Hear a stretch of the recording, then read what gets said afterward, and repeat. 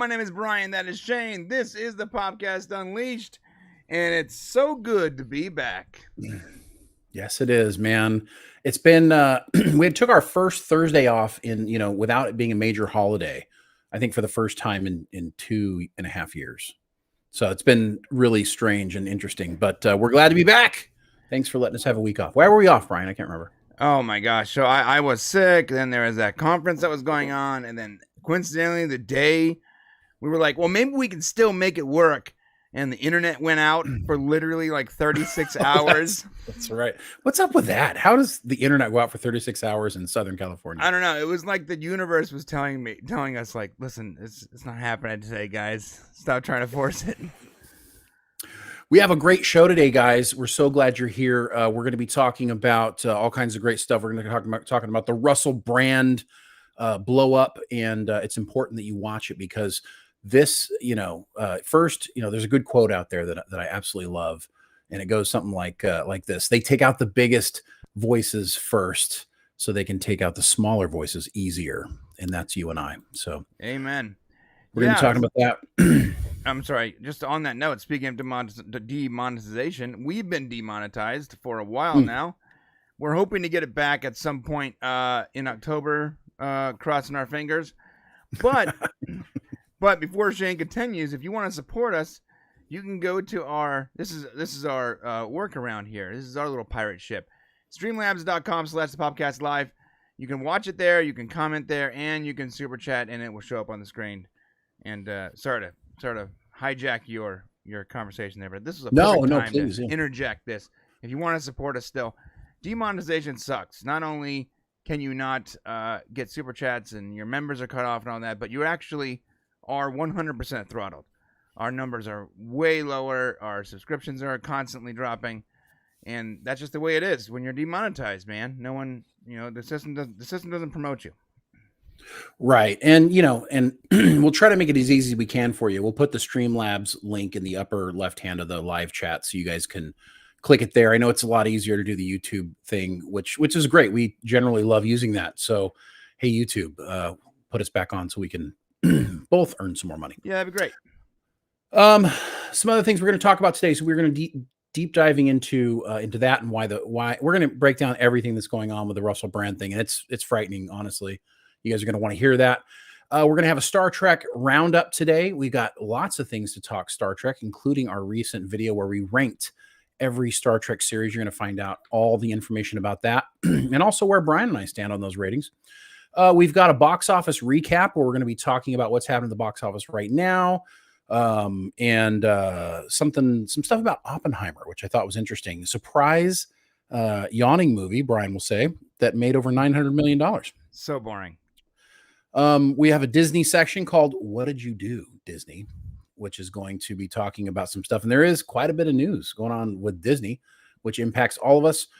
We got a Quantum Leap Season 2 trailer. And of course, Elon's going to make us pay for Twitter. Why?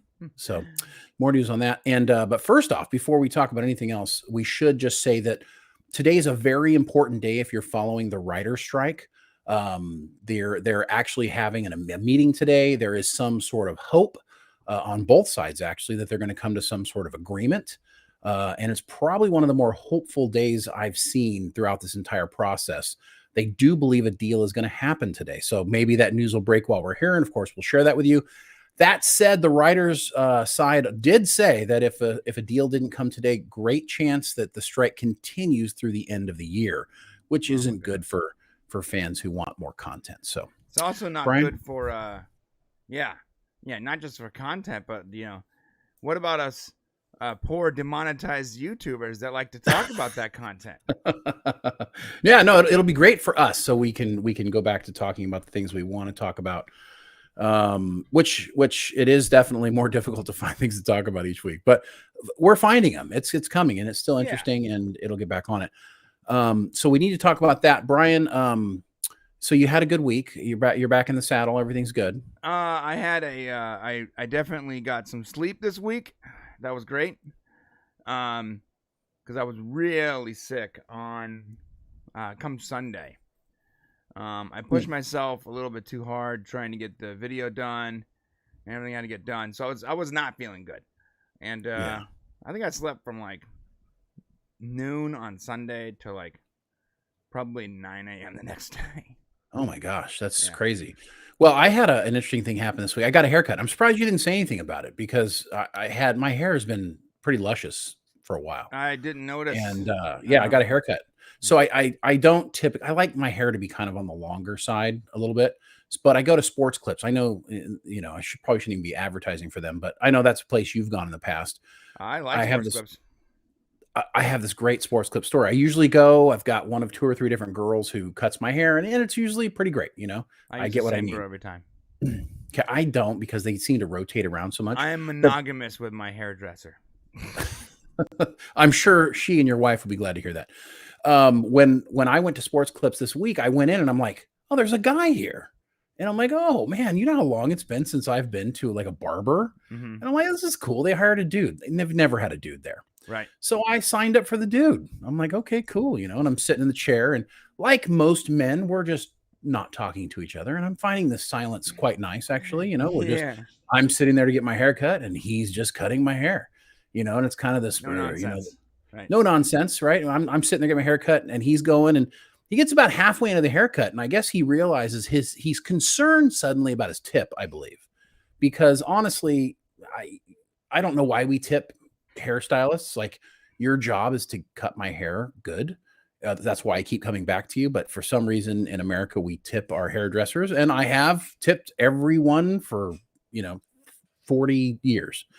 So, but this guy, he starts talking about stuff, and all he says, he's like, so how are you doing? What do you do? Kind of the whole thing about what we do. And he goes, yeah, I just got hired on here. And I said, oh, really? Where did you work before? He goes, I worked at Amazon. We have a big Amazon warehouse here in my town, right? Right. He goes, but I was laid off a couple weeks ago.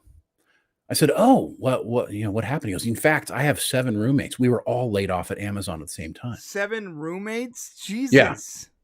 So there's a whole story there. It's a whole story about 7 roommates and working at Amazon. He really gave the tea. I want to see that reality show.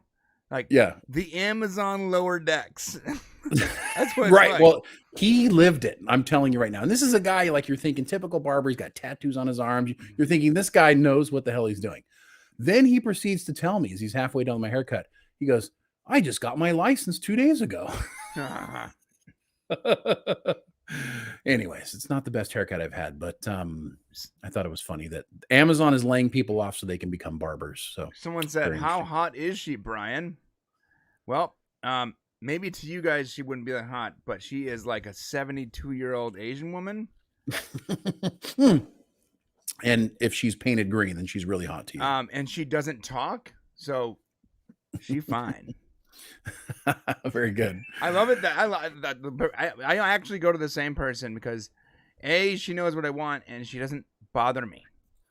Like, I'm trying to put my headset in and I'm just gonna like get through the haircut. I don't want to sit there and talk about and have these forced niceties about our children or whatever. And that happens every time. And so I was really like I was hoping this dude thing, but it reminds me also that guys just don't give a crap.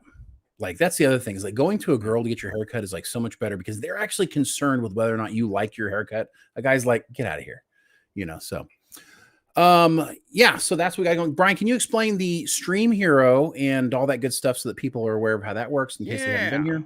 Stream Hero, top left. You see it said right now. It says Popcast Unleashed. If you send us any donations over Streamlabs, any comments or whatever, then what happens is our little HP meter there gets knocked off, and whoever is the Stream Hero the longest wins by the end of the stream. And we're giving away, I believe it's the mystery box this week. So. Yes, mystery. You don't know what you're going to get, but it's apparel, so it'll be good. It's a box of awesome, I guess. You're too busy doing that ad from the last video. Stupid ad I had to do like 14 times. Okay. So really good. So yeah, please support us there, and we appreciate that. If you haven't given us a like, please do so. And if you're new here, please subscribe, because I've noticed our subscriber numbers have pretty much flattened off since our demonetizations, which means I'm not getting the alerts for my own show, which I'm assuming you guys aren't. But we're glad that you guys are all here. So thank you so much for showing up.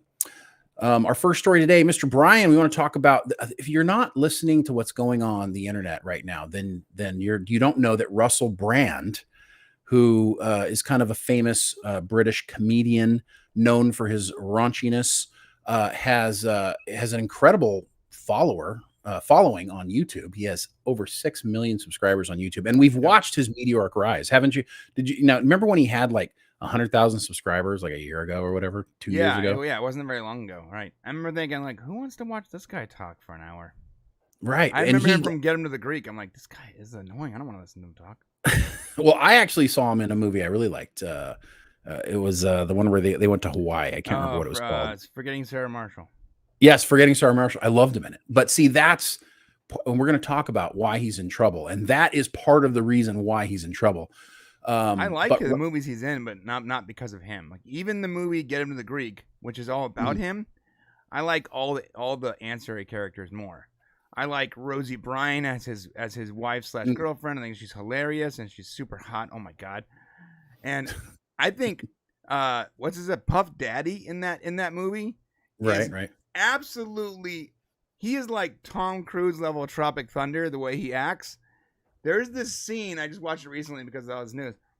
Right in the very beginning, where he's having a call with all of his people at his record label. He's like the head of the record label.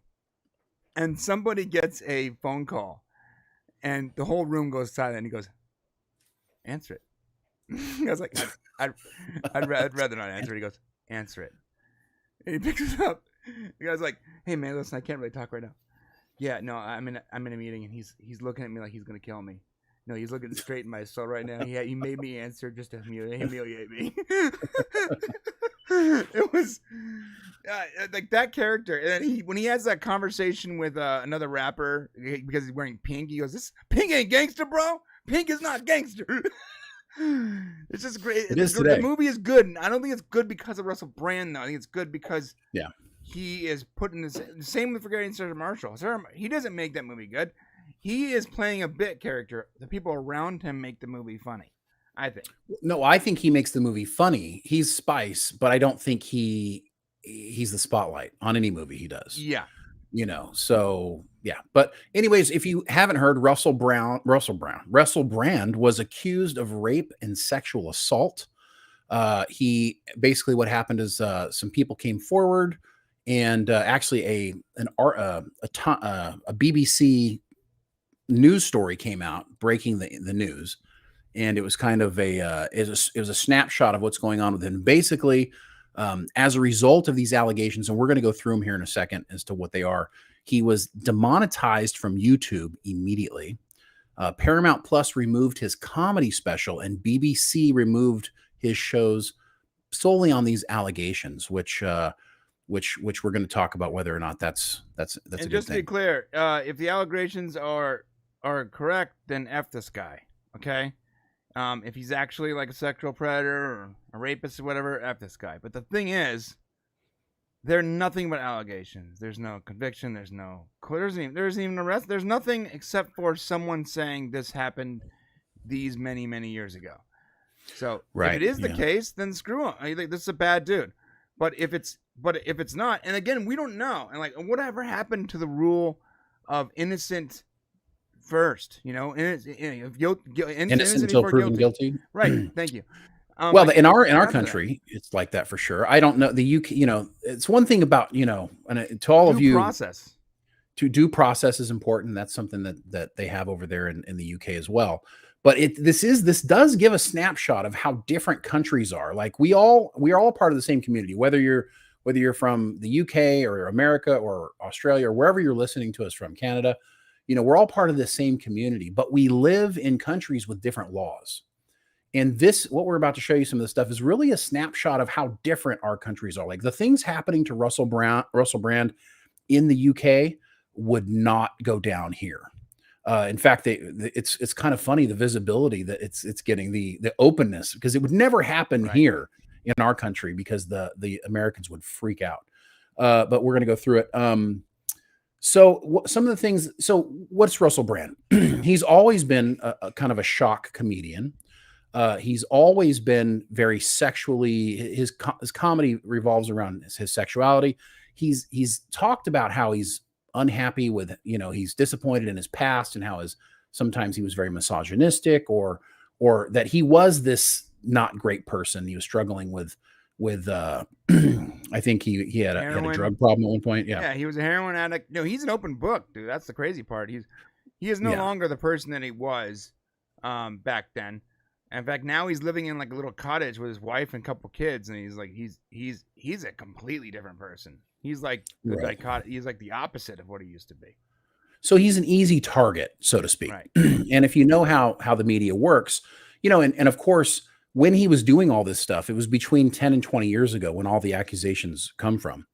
When he was doing this stuff, of course, nobody was worried about it. He was encouraged to behave overtly sexually out of control because that's what got him work. That's what got him hired on all these shows, on all these movies. Right. Was to be that character. And he had no problem letting people know that he slept with 1,000 women. First off, can you imagine sleeping with 1,000 women, Brian? That seems exhausting, to be honest. Well, apparently he said it, and it's possible. So if you sleep with 1,000 people, I am certain that a few of those are not going to turn out probably very good. This is what your face looks like after 1,000 women. Fuck. He's like, I don't know. That was too many. I wonder what his wife thinks now. He's all settled down, like he's a different kind of guy. But his around the time, seems like a typical trade wife, where she's like, just like wearing like mom jeans and like cooking in the kitchen. She's not a celebrity taunt. Well, that's one of the things that we have to talk about. Like, can you mature? Can you grow up? Are we going to? And we'll talk more about if society will allow us to do that. But the fact that he is an easy target. Now, when Russell decided to change his content, he had about 100,000 views per video ish. And then he started changing his content and he started attacking the media. He started attacking left and right wing sources. He became kind of like this beacon for, I would hate almost libertarianism. Almost libertarian. Yeah. Almost like a libertarian. But his platform just started to grow and people he speaks very quickly. He's very fast. He knows exactly what he wants to say and he makes really good points. And he was able to, and he just pulled in this huge audience. And I think, whether or not, we have no evidence as of right now that that's the case, that this is happening because of that. People want to silence him, but it sure looks like it, especially since all of these incidents happened so long ago. And what do you think? Well, I would like to know what his female co-stars like Rosie Brine, Kristen Bell, Katy Perry, the people that he was in these movies with and on stage with, that they acted sexual together. Was he inappropriate? Well, he was on Piers. No, he wasn't, but there was someone on Piers Morgan the other day that was a female comedian, a female UK comedian, who actually went to his house and they were like going to get together or something like that. And she told him, "No, I'm uncomfortable. I don't want to." And he said, "Okay, no problem." And she said he was nothing but a gentleman. Yeah, they I don't know. Kristen Bell about it. Well, by the way, Kristen Bell is yummy, but they questioned Kristen Bell about it, and she was like, I had heard that he was a ladies' man, so I told him right when we started, listen, if you do anything that makes me uncomfortable, I'm gonna punch you in the face. And she said that he laughed. He goes, "Don't worry about it. I'm not gonna do anything that make you uncomfortable." So, he professionally he hasn't had this problem. So the people that are coming out. And it seems very coordinated, if I'm being honest. It seems like everyone at the same time. The second this article came out, it was like a blitz, an opportunity. It was right. An opportunity. Yeah, no, this is a really good point. Let's go through some of the things because I definitely want to dig into the demonetization. It happened so quickly. You got to remember this information came out on Friday, right? And by Monday he was canceled. So let's take a look at some of the actions. So because we want to give fairness to both sides, because it's possible that Russell Brand did do things he shouldn't have done, and he needs to be held accountable. But we don't know that because there's no investigation yet. Again, due process. Like when the accusation alone can destroy your ability to make an income, that is wrong. Sorry. It's true. Yeah. And that's something we're going to delve into and how we deal with stuff like that. But let's talk about what happened. So four women currently are alleging sexual assaults between 2006 and 2013. One woman alleges that Brand raped her without a condom against a wall in his Los Angeles home. She says Brand tried to stop her leaving until she told him she was going to the bathroom. She was treated at a rape crisis center on the same day, which the Times says it has confirmed via medical records. So, that's one of those situations where it should be corroborated. So, I'm not sure why she waited so long or what made her not want to, I know that there's no time frame if you're a rape victim. There's no like you have to come, it cannot be easy to be, of course we have no idea what that feels like. So let me ask you a question, the time frame thing, just while we're talking about that. Should there be some kind of time frame on that?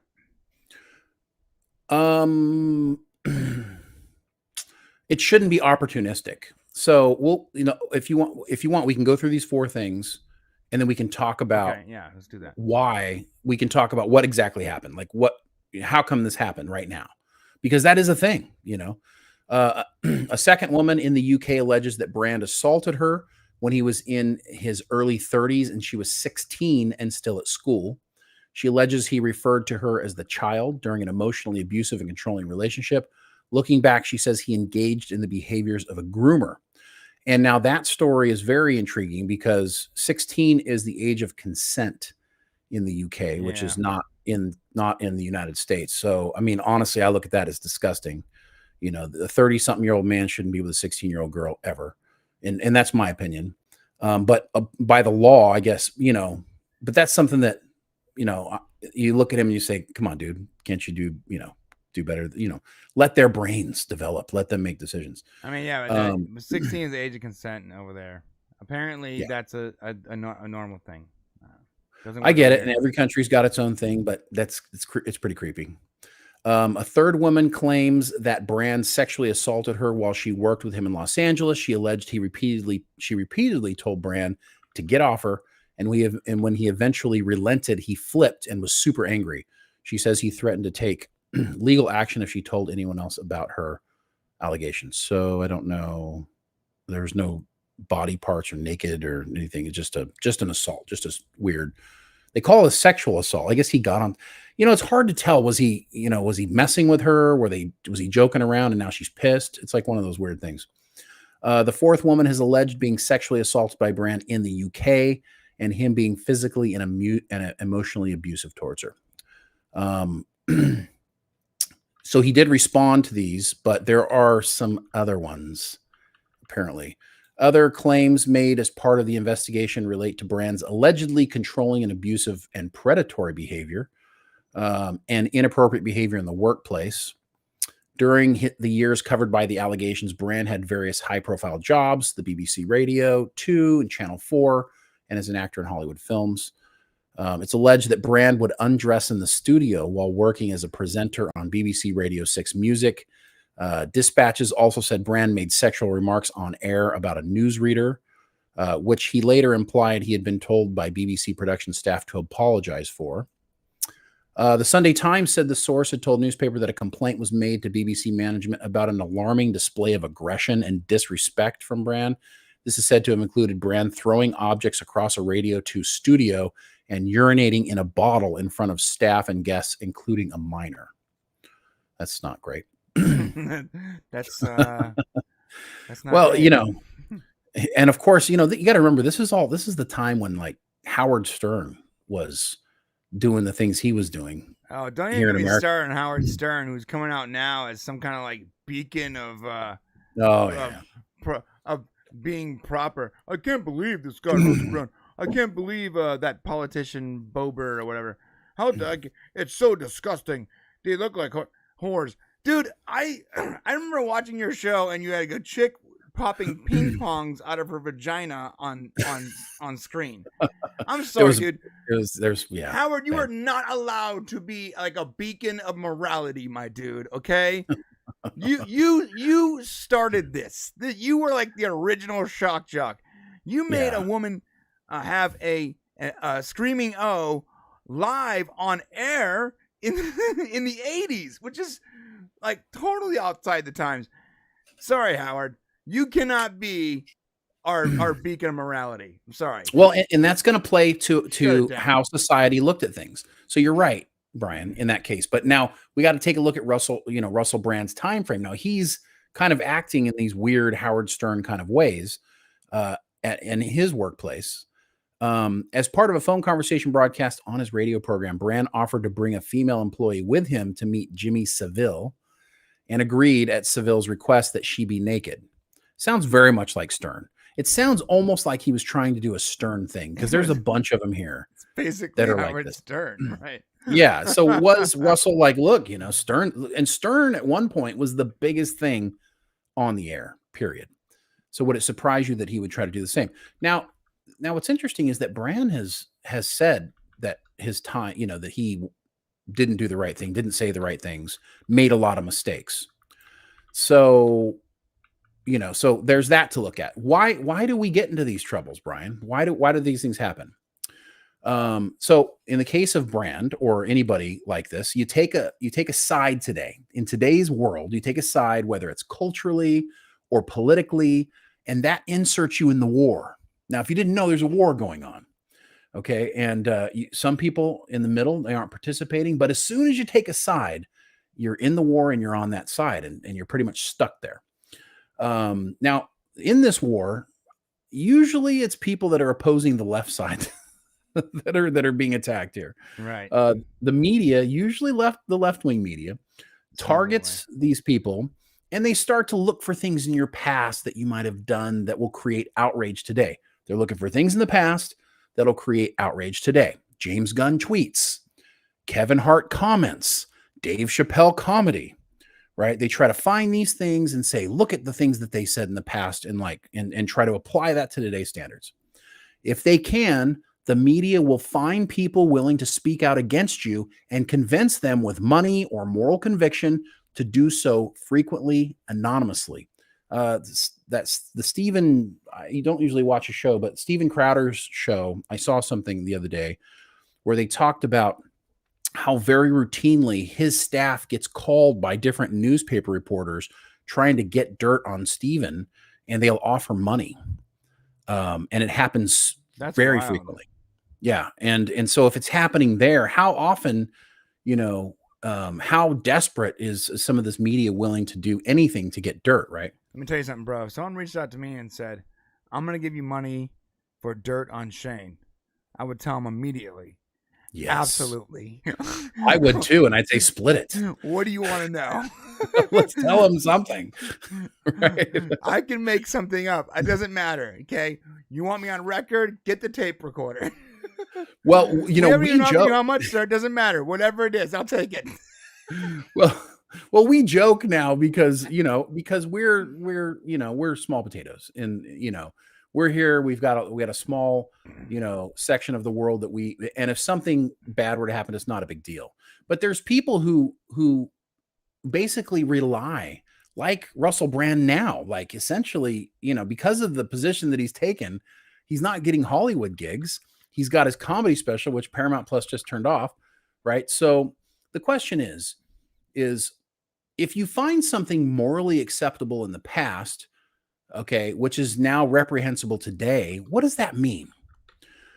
This isn't something we had to deal with in the past because there was very little recorded visually or audibly. So the people who were popular in the 80s and 90s, you couldn't hold their youth against them because there was no really recorded, nothing happened. We didn't have social media and all these platforms in order to be able to hold people accountable. But today, everything that you once said 10 years ago, 15 years ago, even now 20 years ago, can and will be held against you by people who have enough power to do so. So the question is, should you be punished for things that were normal in the past? What is the statute of limitations on saying you're gay or stop being retarded? Or what was the name of that midget in Wizard of Oz? What is the statute of limitation on you said those things in the past? Because guess what? Everybody said those things. The statute of limitations is what side of the aisle are you currently serving? Okay, and that's fair. So let's take sex, for example. Here's the definition of rape. Here you go. Which you never thought you'd be hearing on this show. But you need an official, but which, by the way, this definition was upgraded recently. Yeah, I gotta tell you, if we weren't throttled before, we are now. Well, we're just having an honest conversation. So not on YouTube, yeah, you know that. That's true, but so you have to decide whether you're going to speak honestly and perhaps something bad happens to you, or you're going to get in line and then you'll end up having no point. But the definition of rape is the penetration, no matter how slight, of the V and the A with any lower body part or object, or oral penetration by a sex organ of another person without the consent of the victim. What constitutes consent? What does constitute consent, Brian? We don't know. A written contract. Okay. And okay. And a video with you holding a newspaper up like a hostage. Okay. So that's my thought, right? So today, today, I think most people would feel comfortable if the consent was verbal. And honestly, like Brian said, I wouldn't be surprised if some guys dating today asked for consent to be recorded, because it's her word against your word if you're a guy, for sure. I would have a notary waiting on retainer. I mean, could it kill the mood? Yes. But yeah. Stamp. I mean, quick, hurry up! I have an erection. Come on. I mean, this is a slippery slope, though, right? Because honestly, the situation, it's he said, she said, and it's really not even that. It's like, if anybody in this time of our lives, if somebody claims that you've done something wrong, it's believed. It's why you have to be careful. Like, I won't even be alone in a somewhere with a young lady or a woman I don't know. I won't even be alone with them.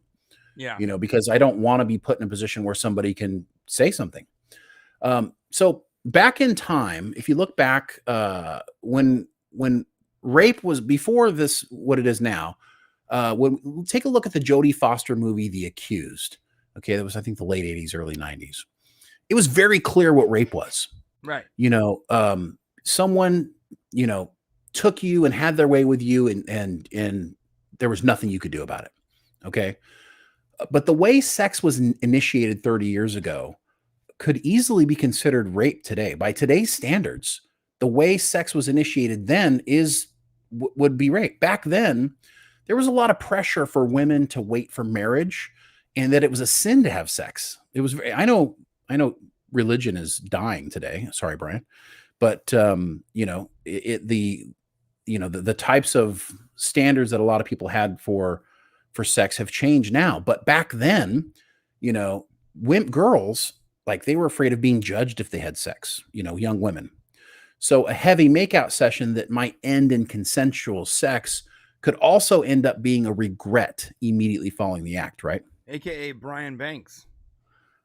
Who? Brian Banks, the guy who's going to be a football player. He got accused of rape by a high school student, by a high school person. He was in high school, and ultimately, he had the choice of whether or not he's going to spend 41 years in prison or plea out, take a plea deal for 5 years. He took a plea deal for 5 years, completely derailed his entire future. He was a promising football player. Derailed the entire thing. It came out that she was lying the entire time, and he did get out after 4+ years. His entire life is over. She is facing zero repercussions whatsoever. In fact, she even sued the school district for $1 million, won, and she still got to keep that money. Well, there are no consequences for people who, for people who, when the truth ends up not being it, people have moved on. So there's really not many consequences. People, when the story's moved on, when the news cycle's changed, they tend to go with it. But let's see. So what I was saying, what I was saying here was, so by today's laws, so the guys used to say things like, listen, a guy's saying things like, "Oh baby, yes, I love you." He's lying through his teeth. Basically the guy was just trying to, get laid. That was pretty typical behavior. Right. a couple decades ago, 2-3 decades ago. But the sex was consensual by today's standards. If a girl changes her mind and says, you know what, I didn't want to have sex. I only had sex because I feel like I was pressured to have sex. Now it might be considered rape. So as a dude, you got to be extraordinarily careful about, sexual, interactions with women. But what are the statute of limitations on these types of things? So Brian asked that earlier. Should there be a statute of limitations? I mean, if you rape somebody, like I don't think there should ever be a statute of limitations on that. Yeah, but that I feel like that's a slippery slope though, because now, 20 years later, people can use, say, a semi-public relationship that you had. Now that you have some kind of something to lose, they can use that to pretty much blackmail you and extort you, because just the accusation alone is enough to completely ruin your life. And that's the problem. The problem is we should be able to survive an allegation. Now, it doesn't look good for Russell Brand because he's got 4 allegations. Where did these come from? It was journalists who spent time, who opposed Russell Brand's messaging, right? Who decided they were going to go out and dig up dirt on. Not hard to do. He's already given the dirt up on himself. Right. But they've managed to find 4 people who had something to say. Now, why they didn't have something to say years ago, and in the cases of at least 1 or 2 of these girls, even after the instance they're talking about, they continued seeing him or dating him. So that's very suspicious. Hold up. Like, I'm sorry. You're saying this incident happened at this time. And you continue to see and date him for a year. Those should be automatically completely dismissed. You see, right, I like how they hide the relevant information, and they lead off with whatever is going to be the most inflammatory thing possible. Like the second you tell me that they stayed together for a while, means that person's rape chart, their accusations are probably bullshit. Right. And so it makes you wonder, like, what's the motivation here? Now, all of these women are anonymous. Right. Their names aren't given up. And, I think if you're willing to make an accusation against somebody, then you need to be willing to have your name put out. I know as a victim. Now, if it happened like recently, maybe that needs to be given some time. But if this happened 15 years ago and you need to be anonymous when you come out, what are you trying to hide? Now, most of these women, let's just be honest here. If the news media hadn't come to them, and they did come to them and ask questions, and who knows if they were offered money or whatever happened, they would likely have never come forward. Right? I don't even remember people from 15 years ago. Like, well, you might remember relationships. Like the other day, I was scrolling through the TikTok recommended like people to follow. Mm-hmm. Like, we pulled this from your contacts. This person. I'm like, who the fuck are these people? I've had my phone for 20 years, so I have numbers in there for people that I don't remember. And they're like, you don't remember Jobus Joe, or Smokey J? And I'm like, no. Who the hell? But did you have sex with Smoking Jay? Let's just we got to be honest here for a second. Like, of course you listen, that was an accusation. I never. Oh, I never. That was consensual. So of this news. So regardless, now, but what if there's a girl you met though, and you didn't have sex with her, and you made out with her at a concert somewhere after Get 'Em to the Greek, and now that person is contacted by a journalist, and she's been bummed out the whole time that you didn't return her call, and now she's like, he made advances toward me and I didn't like, and there's no way. Imagine Russell Brand, who was on heroin at the time, out of his mind. He's like, who is this person? Well, yeah. In that situation, definitely, but here's the thing is the fact that people think that women aren't capable of that, you're crazy. But whether or not they would go public with it, now that's another thing. So, it's hard to take this. a rape charge, you should always be taken seriously. And if the person, the victim of it needs to be given the same consideration. But you cannot take, just because someone claims that something happened, you can't do what has happened to Russell Brand. And let's go through here what's happened to Russell Brand. YouTube demonetized him. So they completely demonetized him. Now, let's ask a question. Will YouTube continue making money off of his catalog of videos? Oh, of course. I got an ad served to me on his last video. I'm sorry. They're still making money. They're just not giving him the money he's earning, which is crazy. Yeah, so they're going to make all the money, and this is one of the reasons why it's easy for YouTube to demonetize people. They have so many. There's no incentive for them not to. Like, they're going to continue to make money, whether or not he's making money or not. Us making money is actually better for them. They don't have to share the revenue. Right. So it's like, but it's against our terms and services. Yeah. Because we have to, and there's a whole letter from YouTube. I don't think we have the letter, but there's a letter basically saying that he broke the terms and services because his behavior outside the platform he's responsible for his behavior outside of the platform, which doesn't give him a voice on the platform. That is really convenient. That's right. And we've always said YouTube's terms of services are whatever they want it to be. Right. Like whatever they say it is, that's what it is, because they have some clauses in there that basically say they can make it whatever they want. And, so is it fair? Do we need to at some point take a look at, the fact that YouTube can just do whatever they want? Should YouTubers have protections in place? What do you think? I'm still we need to unionize the YouTubers. Well, and the reason why YouTube can do this is because they have no competition, right? No one is forcing them to make any changes or do anything different, because they're the only game in town. And if you're over on Rumble, that's great, but even Rumble hasn't had a chance. But Rumble's actually going to come up in the story as well, because not only did YouTube demonetize him, but the BBC, the British government, decided they were going to help out. So they sent letters to TikTok, to X, Twitter, and also to Rumble, and basically said, we want to know if Russell Brand is being monetized.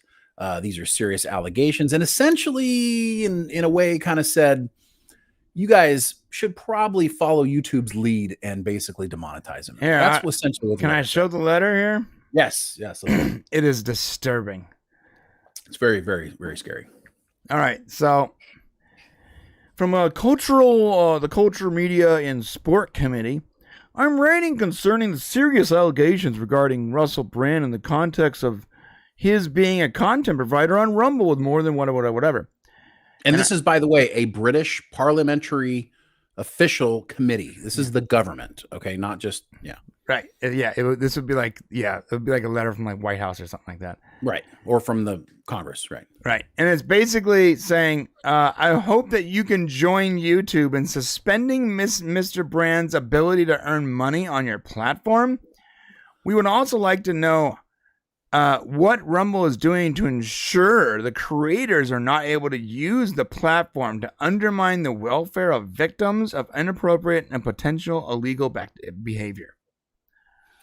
Yeah, a version of this letter was sent to all. It's a very similar letter that was sent to each one of the social media. And somebody mentioned Netflix here. I would not be surprised if they sent it to. This is a targeted attack by his government to make sure that he doesn't have enough money to fight what he's about to fight. So the only person we've seen a response from was Rumble. Do you have that response? Yes, I have that response. Here it is. This is a great response, because this is what the response should be from every one of these companies. There's the response. That's good old George giving the middle finger. That was pretty much the response. You're number one committee of the British government that decided to do this. Oh, I'm sorry. Here it is. Yeah, that was great. Thank you for that. Yeah, no problem. So I got it that up X. Today we receive an extremely disturbing letter from a committee chair in the UK Parliament. While Rumble obviously deplores sexual assault, rape, and other serious crimes, and believes that both alleged victims and the accused are entitled to a full and serious investigation, it is vital to note that the recent allegations against Russell Brand have nothing to do with the content on Rumble's platform. Hey, YouTube, that's how you respond. Just right that's there. It. Yeah, it doesn't have anything to do with you. YouTube has nothing to do with you. Has nothing. Nothing to their accusations, their criminal issues, their civil issues have nothing to do with the content they're creating on your platform. So why are you even engaging?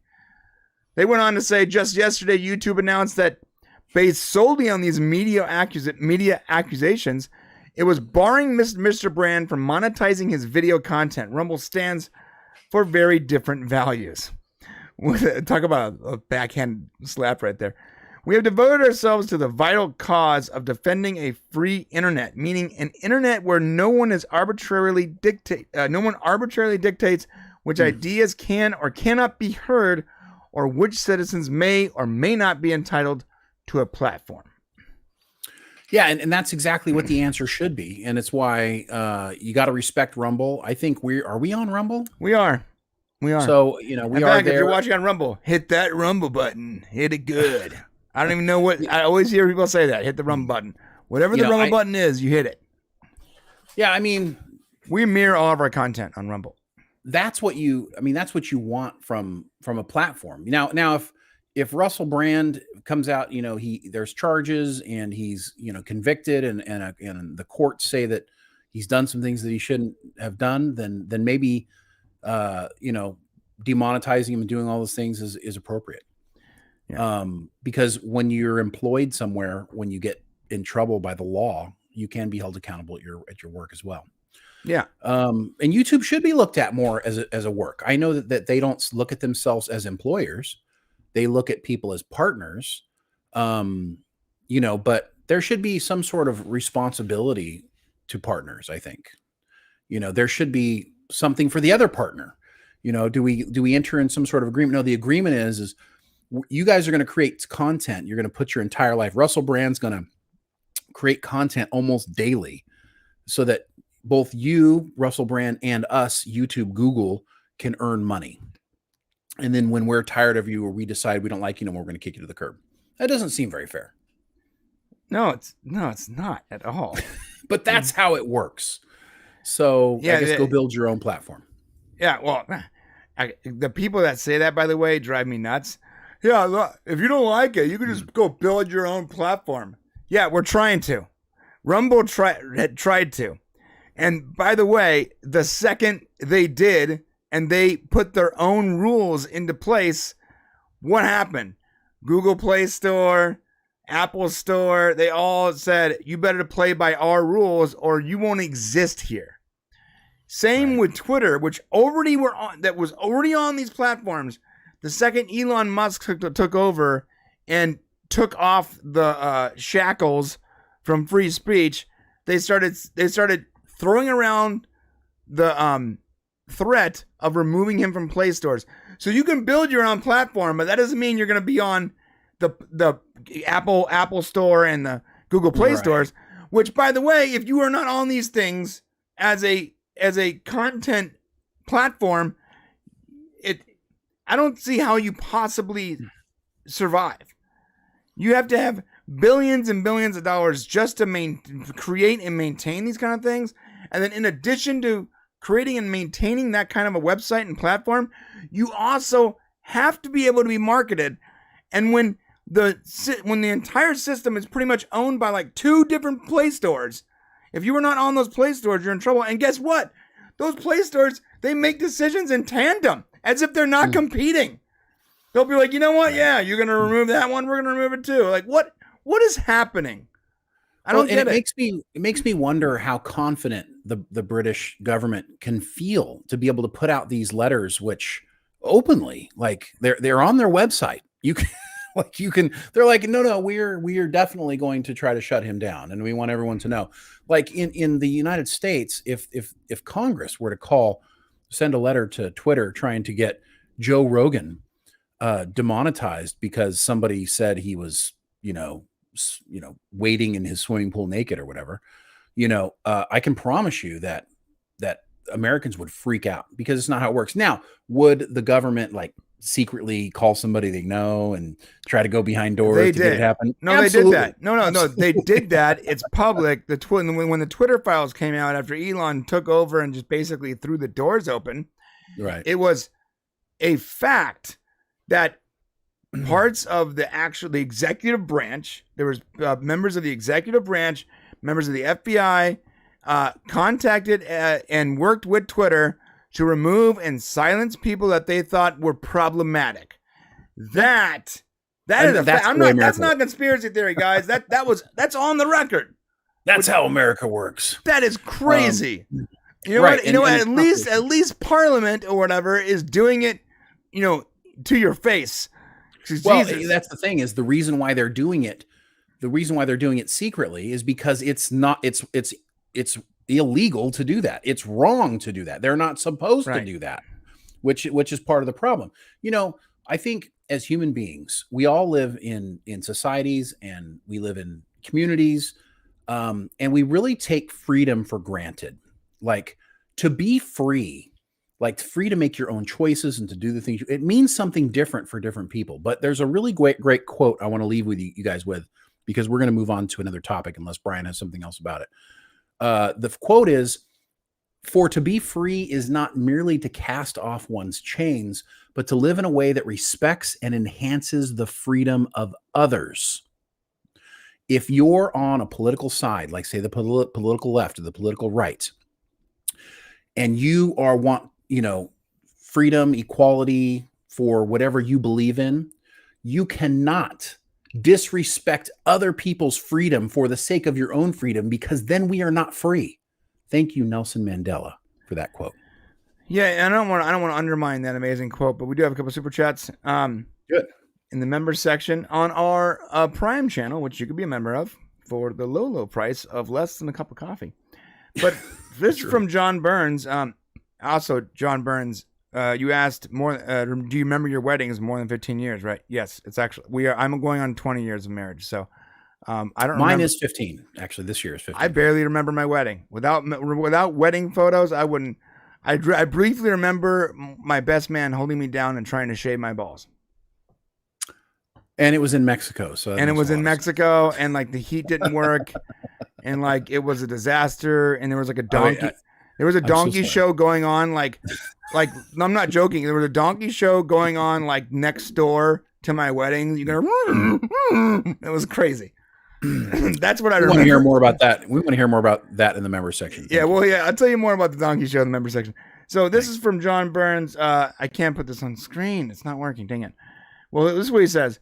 Let's not forget Bill Cosby and the 50 accusations. Yeah. Well, they eventually let him out. Yeah. You know what's weird about that too is, and in no way am I defending Bill Cosby. I'm not, but I just find it very odd that they all happened at the same time, 25 years later. No, I think there's a very real thing that happens when one person comes forward. It makes other people feel more comfortable to come forward. I can see how a landslide works of, if somebody did that, because he was an extraordinarily powerful comedian. So, right. And if he was doing the things that he, if he was roofing people, knocking them out and then having sex with them, I mean, like Jesus, that is so bad and so wrong. Would you like some pudding? I can't even look at. I love the man growing up. It's hard to even think. Honestly, I just try to keep it out of mind because it's so disgusting and awful. Yeah, I just every time I think about it, I think about him in that I think of it as a comical thing where he's trying to spike pudding and he's in the colored vest instead of what probably is a maniacal villain. Right. Well, yeah, it's when you think of Bill Cosby doing that stuff, you think anybody's capable of anything. Right. Once that happens, oh my God, Super chat also from Rec Thoughts. Please tell me you caught the Tim Ballard accusations in context of and timing with brands. I did. I'm glad you brought that up because I forgot about talking about that. But yes, Tim Ballard is the guy who created or the real life, I guess, person that they showed in Sound of Freedom, like the inspiration for the character in Sound of Freedom. And I guess he's starting to get his own accusations. And he denied a report that he left Operation Underground Railroad Organization amid multiple claims of sexual misconduct. One where I guess a female employee was acting as wife on like a undercover, mission, and I guess she didn't like that. So again, I do not know how to look at any of this without more. I know that there is 100% a deep hate toward people like Tim Ballard and Russell Brand.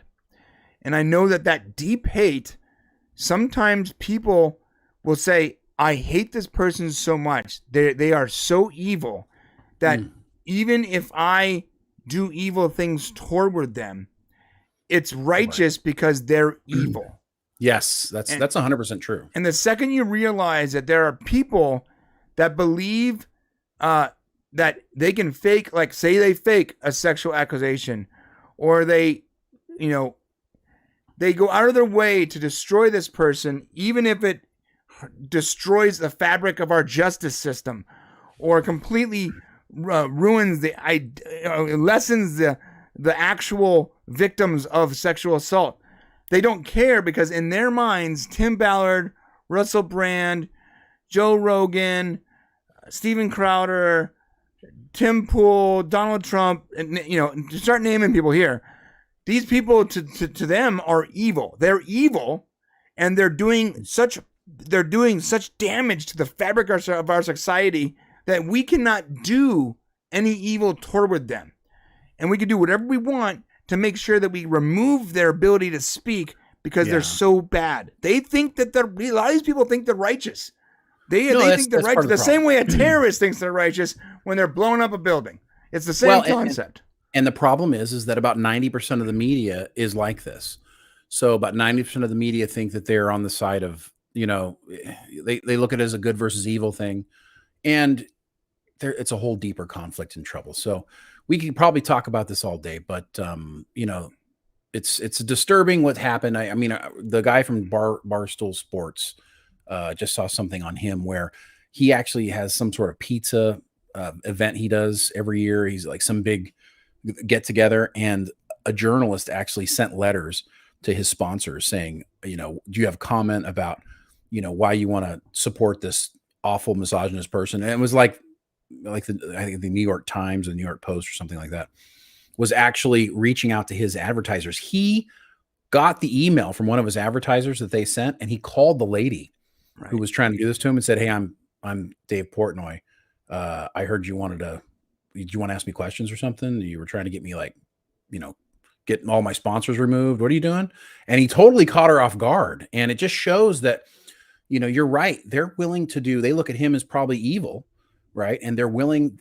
Everything is justified when you're trying to win a war against evil. And the first thing we need to figure out is, look, somebody having a different opinion than us does not make that person evil. It just means they have a different opinion. Move on.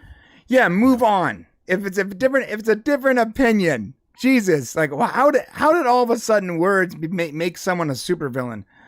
Yeah, on that Lauren Boebert thing, I looked into that too.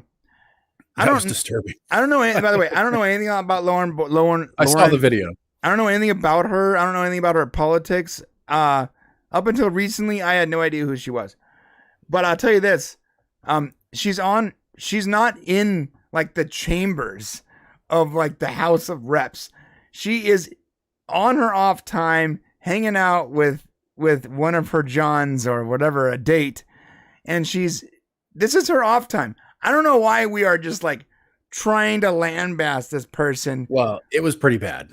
I saw the video, and but she's in like a dark theater. Well, I got to tell sexual you, with a date.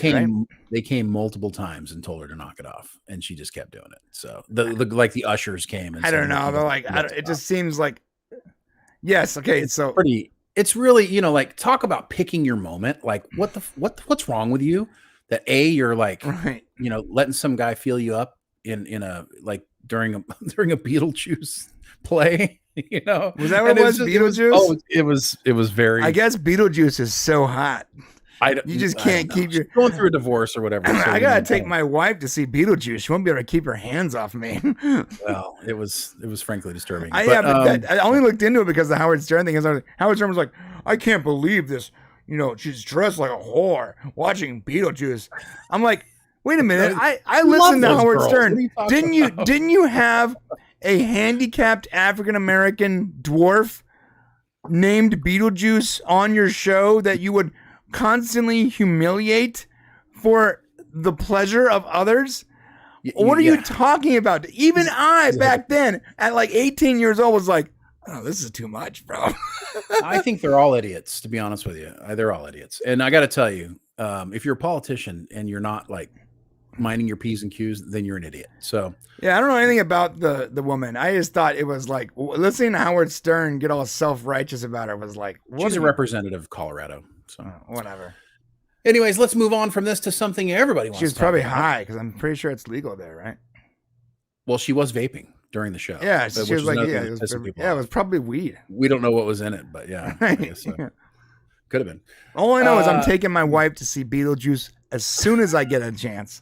I don't know if it's going to work as well for you, because it was the guy onto her. So maybe, it's not. So he was turned on by the black and white striped, weird looking demon or whatever. A ghost with the most, baby. Michael Nemo has one more super chat regarding this before we move on. How can they investigate Russell Brand but not the Epstein client list? Oh, well, that's the problem with the media. Like, how can the media, because, here's how. There's 90% of the media is on one side, and a very small percent is on the other. So when something happens that's against their side, they just ignore it. Whether it's Epstein, whether it's Joe Biden's son, Hunter. That was such the most juicy media stuff. They finally started, like, attacking him, but it was, like, way late and after the elections. Right. So, I mean, that's the way it works. They're not going to, it's a war, guys. Like we said from the beginning, they don't know it, but they're in the middle of a war, and the war needs to end. Okay. Nobody's going to win this war. So everybody's a loser. So moving on from this topic, I want to leave you guys with this. He was the last guy who didn't want power. It's funny. You go back, like, George Washington, like, could have been the king. Yeah, no, they were like, oh, you're going to be king of America, right? And he's like, no. We need term limits on this shit. He's like, look, in order for this thing to work, you have to have the successful transition of power. And he's the guy who started. It very easily could have ended up the same way. Just another monarchy, right? Yeah. Just another monarchy. And so you gotta give it up to George. Yeah. Okay. I'm pretty sure that they want to remove a bunch of, like, George Washington statues now though. Oh, they always, yeah. Of course, right. People don't know history. I say we just remove all statues everywhere and then make statues illegal. Because I'm just so tired of this damn argument. I don't care anymore. No, don't make. We should make all statues, and you know what? We should jail and or hang any person who makes statues. What are they called? What are those artists called? A sculptor. Sculptors should be illegal. I don't know. It's so stupid. I'm saying stupid things because it's so stupid. Well, you live in a stupid culture, sir. So amen to that. All right, but let's move on to something less stupid and more interesting, hopefully, and that is Star Trek, right? Nice little Star Trek roundup here for you. I watched the Star Trek short treks recently. Pretty stupid. Wait, you rewatched them all? No, I watched the most recent one. It was the new one. Oh yeah, it was pretty stupid. It was pretty stupid. Well, I wouldn't say any of those short treks were that great to begin with. So we are going to talk about some Star Trek stuff today. We're going to talk about our the ranking video. We came out with the definitive list of Star Trek series. We took basically input from all over the planet, hundreds of sites who've ranked them, plus thousands and thousands of people who've fans, and we got the numbers. We know exactly who it is. It's in our video. We're going to share how we got those results with you today. We're going to be talking Jonathan Frakes. He decided he's doing Discovery Season 5. He called it like Indiana Jones movies. So we're going to see what John Discovery Season 5 is like Indiana Jones. Like, wait. Well, wait. At first, yeah. Is it the last Indiana Jones? Right. I'm like, what are you doing here, Frank? Stop. Or I'm sorry. Are you gonna resurrect Kirk and then have Sneako Martin Green beat the shit out of him on screen? Was that what you're gonna do? Is that what's about to happen here? But of course, he's directing a large portion of Discovery Season 5, so of course he's going to be very positive about it. He is also bittersweet on Star Trek Strange New Worlds. I thought it was very interesting why he would be bittersweet about Strange New Worlds, and we're going to look at that. And of course, Roxanne Dawson, who you remember as B'Elanna on Voyager, on why she doesn't direct Star Trek. And so we're going to talk about that. Brian. The caramel-colored Klingon. Wait, is she? Caramel-colored, right? Wasn't she the same color as all Klingons? No. She has like a very soft skin. The best thing about B'Elanna was her skin tone, because her attitude was crap. Well, she's a Klingon. You can forgive her, or half Klingon. So can you pull up our video so we can talk about this? If you guys haven't had a chance to go see it yet, go over to the Podcast Prime channel where you can become a member and join us after this video to talk about Brian's when he got his balls shaved.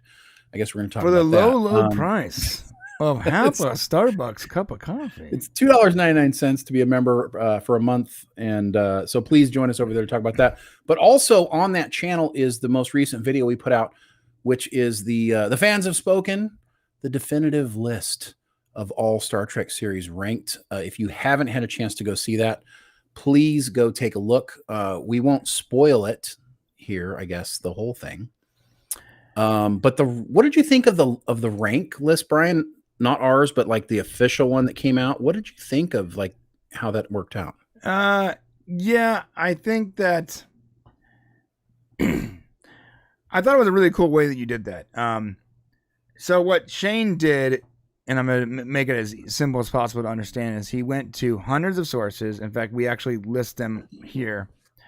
And in these hundreds of sources, you've seen all those polls online or the list from, Entertainment Weekly or whatever.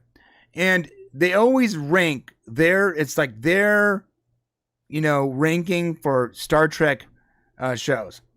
And we went and we scraped every one of these articles and these lists and these fan polls and all that. And we applied a score to it basically. And I love the way you did that, because a score, like an actual number, say the animated series, I believe, was like 4,825 or something like that. That gives it like a real number that you can actually base a list off of. So it's a really cool way, almost a scientific method of determining the average across every one of these websites, every one of these articles and polls, et cetera, and that score gives it an actual number, almost a scientific number of saying this is the average. So according to all these places over the last 3 years, this website scores this, which puts it in this particular ranking out of the top 11. Yeah, and I think what was cool about having a number, and I guess we want you to go watch the video, but we could probably show you too. The thing about giving it a number was, how far like one is from two. Like not only do we know what like the ranking is of all 11 shows, and of course you've got TNG, DS9, TOS, Voyager, Strange New Worlds, Lower Decks, Picard, Enterprise, Discovery, Prodigy, and the animated series from TOS. And what's cool about our list is like if you go to any ranking, they'll be like, okay, well, the original series, number 4. Right. DS9, number 3, whatever. You don't know like how far number 4 was from number 3. So we figured that out. We figured out like how much more popular was that. And I thought that was pretty cool. To kind of figure, it was fun to figure out. And I was kind of surprised by some of the results, to be honest with you. Yeah, I was surprised Discovery wasn't way higher. Why? No, I'm sorry. Not because I like Discovery. Sarcastic? No. I'm saying with all these like sort of very sort of left leaning websites that did these polls. Oh, I see. You would expect Discovery, which is like their baby, to have been higher, but for some reason Discovery consistently, and not just like Archmage made a joke, I was shocked the podcast put Discovery as second best. We did not. But we're going to show you ours in a second. I was honestly expecting, when you had actually averaged this all out, for Discovery to be like at least like 4 or 5, because because these aren't our sources. We're using hundreds of media sources, which are generally left wing. Right. Also, we used polling from not only here, but also from the science fiction convention. Yep, so and we actually had, but here's the thing is, like, can anybody with a serious face say that Discovery is like better than TNG? I mean, it's just, I mean, I get what you're saying, but like, dude, have you ever spent any time on the Star Trek subreddit? If you spent any time on that subreddit, you would assume that the 180,000 people currently sitting there right now reading, the active members, you would assume Discovery is the best thing to ever be made. Well, that's what makes this great. And if you criticize Discovery for a second in that subreddit, you are nuked from orbit. Right. Yeah, that's a good point. So I think what we can do is in the member section, I think we'll actually show you the list here. But we won't show you the official list right now. We would like you to go watch the video if you haven't, or come over to be a member. But we will show you how we ranked it. Yes. Right? Can we? Do we have that little? Little. Like I said, you guys got to go watch that, because I was shocked at how the official ranking, and that's another thing too. A lot of people are. We're gonna have to talk about the comments, because a lot of people are thinking like, we should pull those up. We should pull those up. What are you guys talking about? How can these possibly be definitive ranking? Like, these are your opinions. I'm like, how are you talking? No, it's not our opinion. It's like they don't understand. They didn't watch Did they not watch the video? Yeah, and like they were getting confused by the two separate numbers. Not many people did. Oh, like 1 or 2 people. Nah, I saw like at least 7 comments. Well, I don't know. Which was really disheartening. By the way, yeah, the video you're watching, we're called the Popcast. Yeah, I think that's part of the problem. Is like, who the fuck are these Popcast guys? We're the ones doing the video. So yeah, I understand if you're confused. It's but the title of our ranking channel, dude. So this was our ranking. No. Well, okay, yeah, but you should. Show this was our general ranking. Okay, this is our joint ranking. Yeah, so Shane and I took our list and we averaged our numbers, and this is what we came up with. Voyager 1, TNG 2, Discovery 11. Well, can't help it. On both of our lists, Discovery, I actually forgot to list Discovery as an option. And here's our individual rankings here. Yeah, and so I had to like average us out. Right. So I preferred Enterprise, and then Voyager, then TNG, TOS, etc. And Shane preferred Voyager, TOS, TNG. This is why Voyager we got number 1, because for us, yeah, because of how high it ranked for both. And then I love this.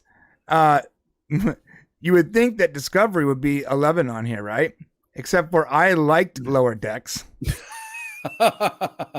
You see this? Yeah, good point. Well, so I liked Lower Decks, and you liked the animated series. So even though I hated the animated series and you hated Lower Decks, because we ranked them so high, Discovery just got pushed all the way down to the bottom. It's funny, but yeah, you're right, because Discovery, like my first rule is like Star Trek should be a serious show. It's not a comedy. It's just the way I feel about it. And so that's why Lower Decks ended up at the bottom for me. But there's some people who question my Picard ranking. And here's why I ranked Picard as number 4. Because season 3, in my opinion, by itself is better than all the shows below it. And so for that reason, I ranked it that high. Now, if I were to actually take seasons 1 and 2, which I like to pretend never actually happened, if you take seasons 1 and 2 with 3, it probably would drop it down somewhere near, prodigy. Probably. Yeah, I put Picard underneath DS9 because you have to. You told me you can't just take into account season 3. I did say that. I did tell you that, didn't I? You did. I said, well, listen, if you ignore seasons 1 and 2... No. I didn't tell you that. You wrote Picard season 3.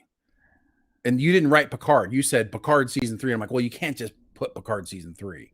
But I guess what you were doing is rating it on season 3. Right. So when I took into account the other 2 seasons, the first 2 seasons remove so much. It's ridiculous. And to be fair, I actually had a really hard time with the top rankings. Like, the only reason Lower Decks ranked so high for me is because you asked me as I was finishing an episode of Lower Decks. And I'm going to be honest with you, whatever I'm watching at the time that I'm enjoying, it sort of takes like precedent over everything else in my mind. Like, now that it's been a week and I haven't seen the newest episode of Lower Decks, I feel like I would have probably dropped Lower Decks down. I see, probably below Picard now. Definitely ahead of Strange New Worlds, but below Picard. Because I don't want to discount the Berman era or the Legacy era of Star Trek. I think it's and this is really difficult. That you asked me to rank Voyager, TNG, TOS, DS9. The thing is, I have to take those 4 things, excluding Enterprise, and go, which one did I like better? And I watched them at different points in my life. And the reason DS9 is low on that list is because DS9 I took the least serious. But TOS I watched when I was younger, and I watched all the movies when I was younger, and then I really got into the series. But then Voyager was like, that was my young teen years, and that really stuck with me. And then Enterprise when I was a young adult. So for me, because the last 2 things, Voyager and Enterprise, were like the 2 things that I was able to focus on entirely week to week and not have to rewatch later on, those became my top 2. But to be fair, they're all really close to each other in quality, because they all offer something completely different. They're all so different. Like, honestly, TOS, as cheesy as some things are in TOS, there's some really good. First off, the costumes. Whoever invented the costumes for those ladies, God bless you. You like those skirts, huh? I love the skirts.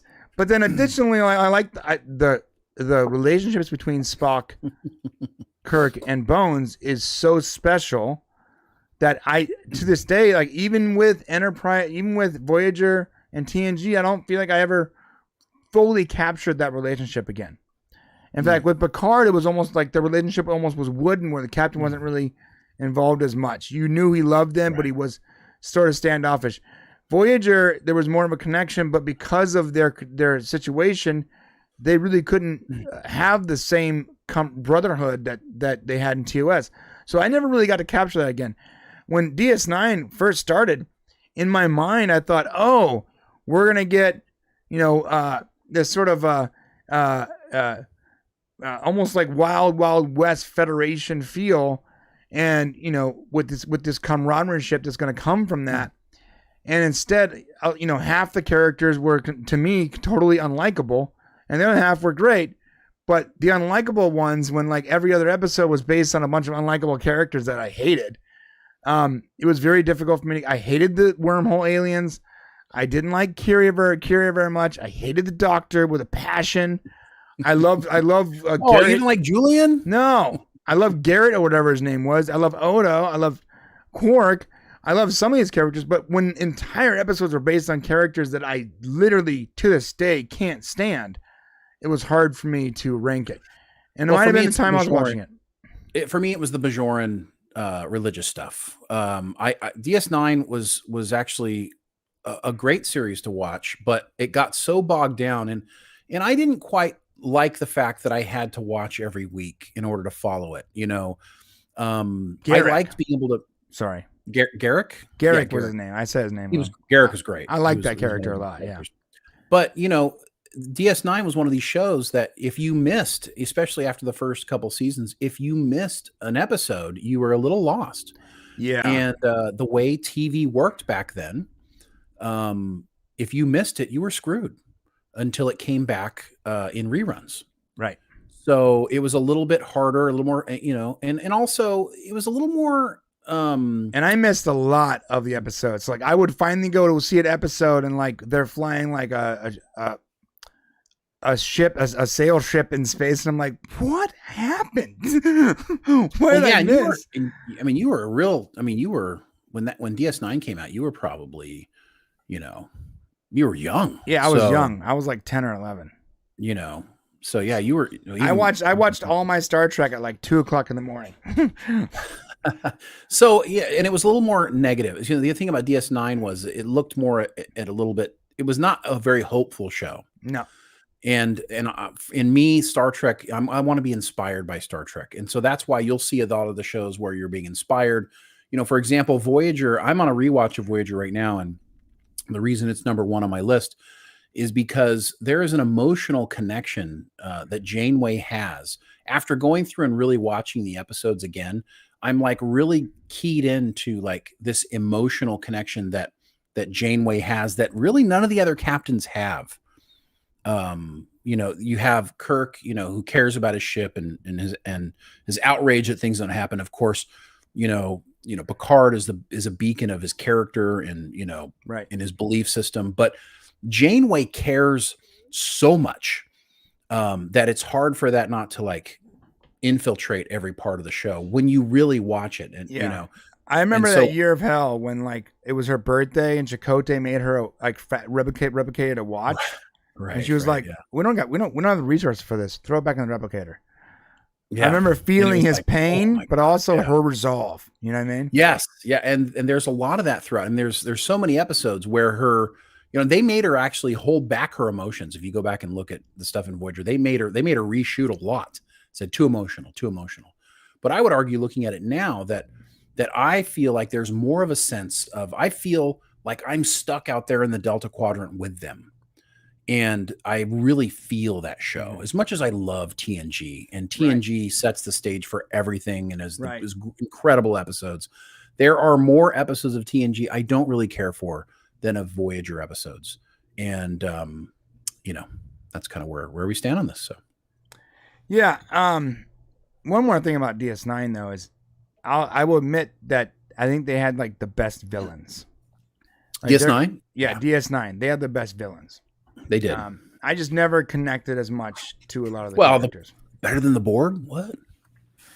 I mean, the Borg as like a force of nature is a cool villain, but like, the individual characters. I know. Yeah, like what's that Cardassian's guy name? I always forget his name. He was great. The guy starts with the D. The guy who was the leader of the Cardassians. Something with a D. Anyways, he was awesome.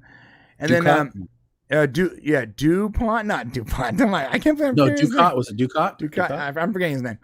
And then Jeffrey Combs is in that too. Yeah, well, he was also in an episode of Voyager I saw. Was he really? Yeah, he was. He played the episode where the Doctor is like this singer, and they got this advanced alien civilization who's basically looking down at the humans until they hear the Doctor sing, and then they become obsessed with him. Yeah. Yeah, Jeffrey Combs was in DS9, and I remember. I'm sorry, he's not in the episodes. My bad.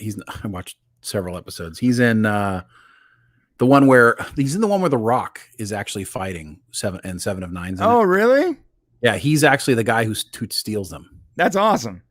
Yeah, he was in a bunch of. He played a lot of characters, by the way, in DS9. He did. Yeah. So the thing about like DS9 is, I am such a Jeffrey Combs simp that it's hard not to like a lot of episodes of DS9 because Jeffrey Combs is such a stud. So Michael Nemo has a super chat for us. He gives us his ranking here. Can you share that, Brian? I can. Thanks for the super chat, Michael Nemo. Thank you, Michael Nemo. Here, I will share it this way. This is what he wrote. Number 1, TOS. Number 2, DS9. Number 3, TNG. Number 4, Enterprise. Number 5, Picard Season 3. Completely ignore 1 and 2. Number 6, Animated. Number 7, Voyager. Number 8, There Is No Trek After This. Respect, buddy. Respect. Nice list. Yeah. That's fair. TOS was my number 1 for years and years and years. And it probably is my number one on my heart. It's hard. I mean, Brian and I did a list a couple of years ago, and TOS was my number one. But I've really got this connection with Voyager right now. I don't know exactly what it is. Maybe it's a time in my life. I'm not sure, but I can really feel. I love that Janeway just, it's such a test. It's a testament to like the captain trying to maintain the Starfleet ideals, which are already difficult to like maintain in the Alpha Quadrant, but to have to do it when you're like, at death's door every week. Right. And to try to maintain those ideals and also have your crew maintain those ideals. It's just like, holy crap, man. No, yeah, you're right. Someone said, biggest question is, what if you include Stargate, SG-1, Atlantis, and Universe in this list? Stop it. You're going to break Brian's brain. I don't know. I honestly wouldn't know how to rank them. For me, Stargate is my wife. It's my baby. Honestly, I can rank it. I can do it. It would go Voyager, TNG, TOS, SG-1. That's how it'd go for me. I can guarantee you this. SG-1 would be top 4, no matter what. Yeah. And I can't tell you where it would be off the top of my head. I mean, it's SG-1's great. And when you're watching it, I mean, SG-1 is sort of like TOS in a way. Like you have like these connections between the commander and his crew, and they go on missions. It's a very similar vibe to Star Trek. Same way. Like it's very episodic in its way, except for instead of a teleporter, they're going through a gate. Same concept. Yeah. Hiroshi the dog with a super chat here, 10 pounds. Thank you so much for 10 euros. Weyoun was a great villain, and I hope Commander Shran was lost, frozen, and will reappear in Legacy Trek. Yeah, those were great. Gosh. All great characters played by Shran was one of my favorite all-time characters out of all sci-fi. I love that character so much. Every time he showed up, oh, hello, pink skin. Like every single time, that's probably his best one. Like the second you saw Shran, you're like, this is gonna be a good episode. Such a great character. How great would it be if he doesn't have to be lost or frozen. What if he was like he just played like the son of Shran or the ancestor of Shran, right? That'd be cool. Yeah. Right? We need more Andorians in this show. I hate the fact that we got Hemmer for freaking 2.5 episodes before they murdered him. Yeah, and Weyoun from DS9 was very cool as well. So yeah. Thank you for that. Appreciate the super chat. Michael Nemo also said another super chat. He said, I could never get into the Borg after having watched Cybermen on Doctor Who since the 60s. Oh, that is a good point. That's a good point. They are similar. Yeah. Okay. So let's take a look at some of these other Star Trek things we got here to talk about. Oh, we got another super chat from No Money G. I don't want to miss it. For $10. Thank you, No Money G. I was triggered from those new short treks. What a disgrace. Star Trek is now slapstick comedy and bad at it. What happened to thought-provoking and serious content? It's made for idiots. This is my problem. I cannot stand Star Trek. It's not supposed to be funny. I mean, I guess there's a place for it, but it's just in my heart. I can't enjoy it. Yeah. My mom is enjoying Strange New Worlds. Like she sent me a text saying, I'm watching Strange New Worlds and I'm loving it. I can't believe Klingon singing. And I don't have the heart to tell my mom, God, Mom, please. I don't. I'm glad you like it is what I told her. Really There's some people that really like Strange that what's that Star Date Rhapsody? Yeah. Well, the thing is what is it called? Subspace Rhapsody. Subspace Rhapsody. But take a look. If you watch our video that goes through it, see where Strange New Worlds lands. And that will tell you that is very, very revealing as far as to the potential future of Star Trek. And I would have told you maybe before this that Star Trek's going to have a difficult move forward without something like Legacy. Right. But, we may be experiencing, and I hate to say this, we might be experiencing the same thing that a lot of TOS fans experienced when TNG came along and they were like, nah, screw this show. Right. But TNG took off without anyways. So, yeah. We got another super chat from Connor Aroya. Help me with that last name. Thank you, Con, over $2. He says, Q is my thank you. Q is my nominee for the best Star Trek character ever. Oh, that's gonna be a list. Oh my gosh, yeah, we got to do that list, the best Star Trek characters. I don't know. That's gonna be hard to rank. Like we can. No, there's other people. There's people who've done it, so we can compile the whole thing. All right. I've seen lists like that. Best characters. We can do try to do this global, because we can do a lot of polling to get people's things. Yeah, we'll do that. Yeah, I like the idea of using this system that you came up with to definitively just show as of this date, this is the score across all these sources and all these networks and all these polls that firmly puts these specific movies or TV shows or characters, whatever, in this ranking. That way, instead of having to try to find, a lot of people try to find lists that fit their confirmation bias, but that's not that's not the way it works here. This is scientific. yeah. When sci-fi, .com or whatever puts out a list, whose list is it? It's the guy writing sci-fi the list. It's his list. Well, I've seen some of these where they poll their office, right? So Entertainment Weekly had polled the people in their office to get the list. And that's fine, but yeah, it's fine, but that's not scientific. Now, if you take all those lists and all the community polls and Reddit polls and Twitter polls and Facebook group polls, you take all of them. You do what you did. You have this massive spreadsheet full of all these stupid lists, and you apply a point system to every ranking, and then have the system literally calculate the number that show gets. That is how you do a list. There. So we'll do a few more. If they keep doing well, we'll keep making them. So right. So let's talk about Star Trek Discovery Season 5, which I thought was interesting. I hate headlines these days.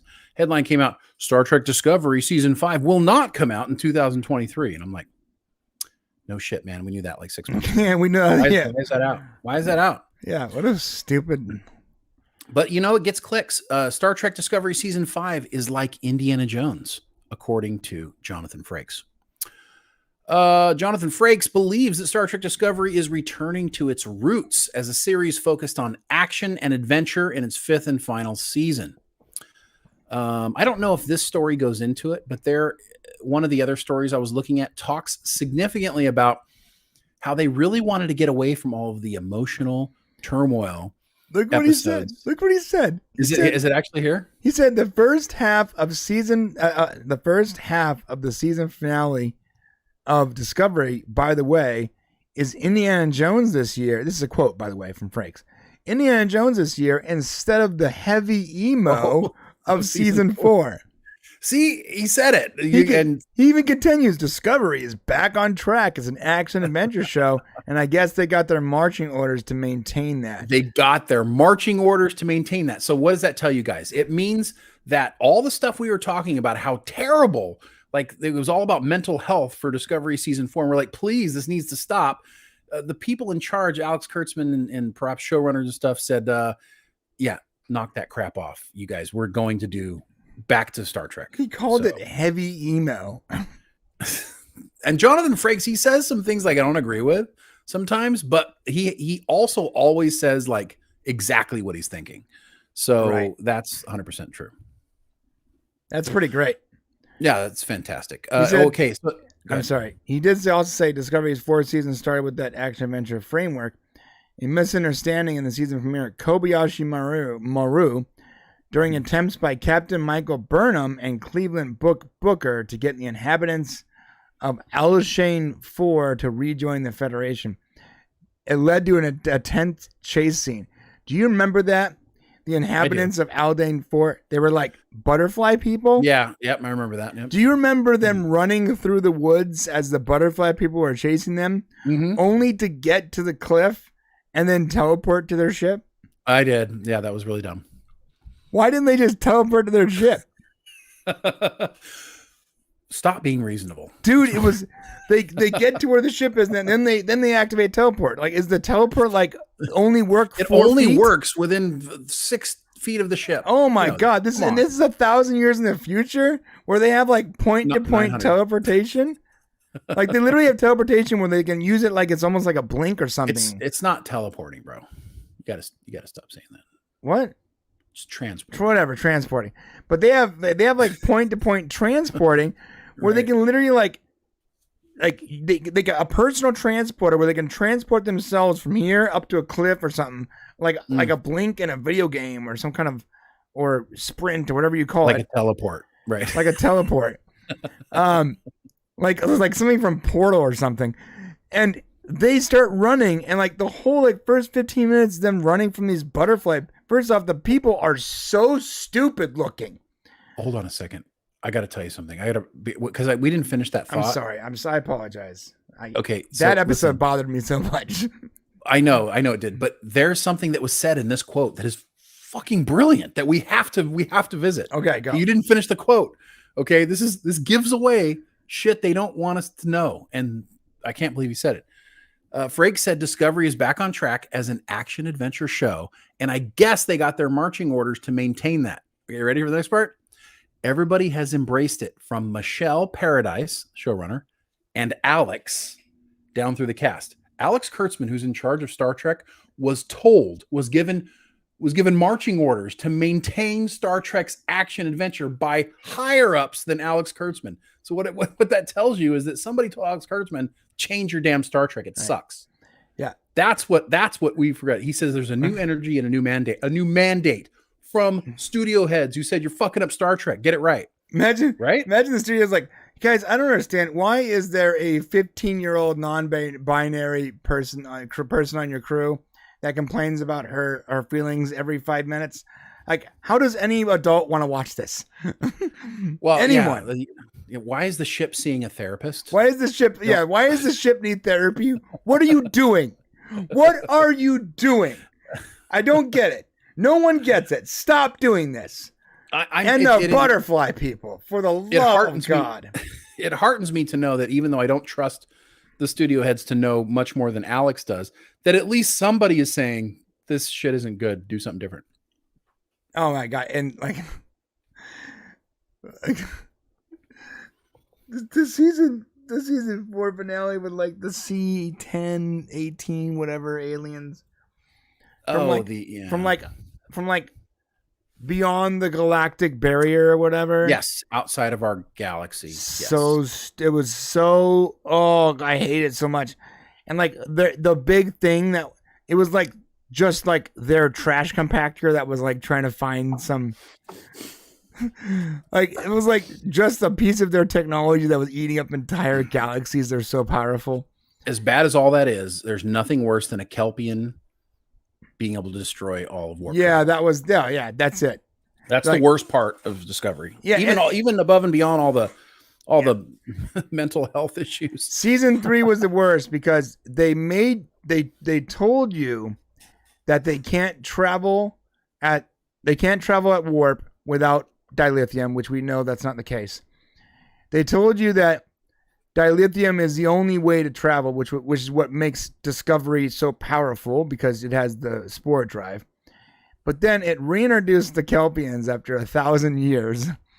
And one of the Kelpians was so powerful because of the planet it was on with dilithium that it had a temper tantrum and blew up the universe's dilithium stores. Yeah, like, there's everything about that is wrong. Like there's everything about that is wrong and opposite to established canon. And you know what? Any writer could have just looked up what dilithium was for.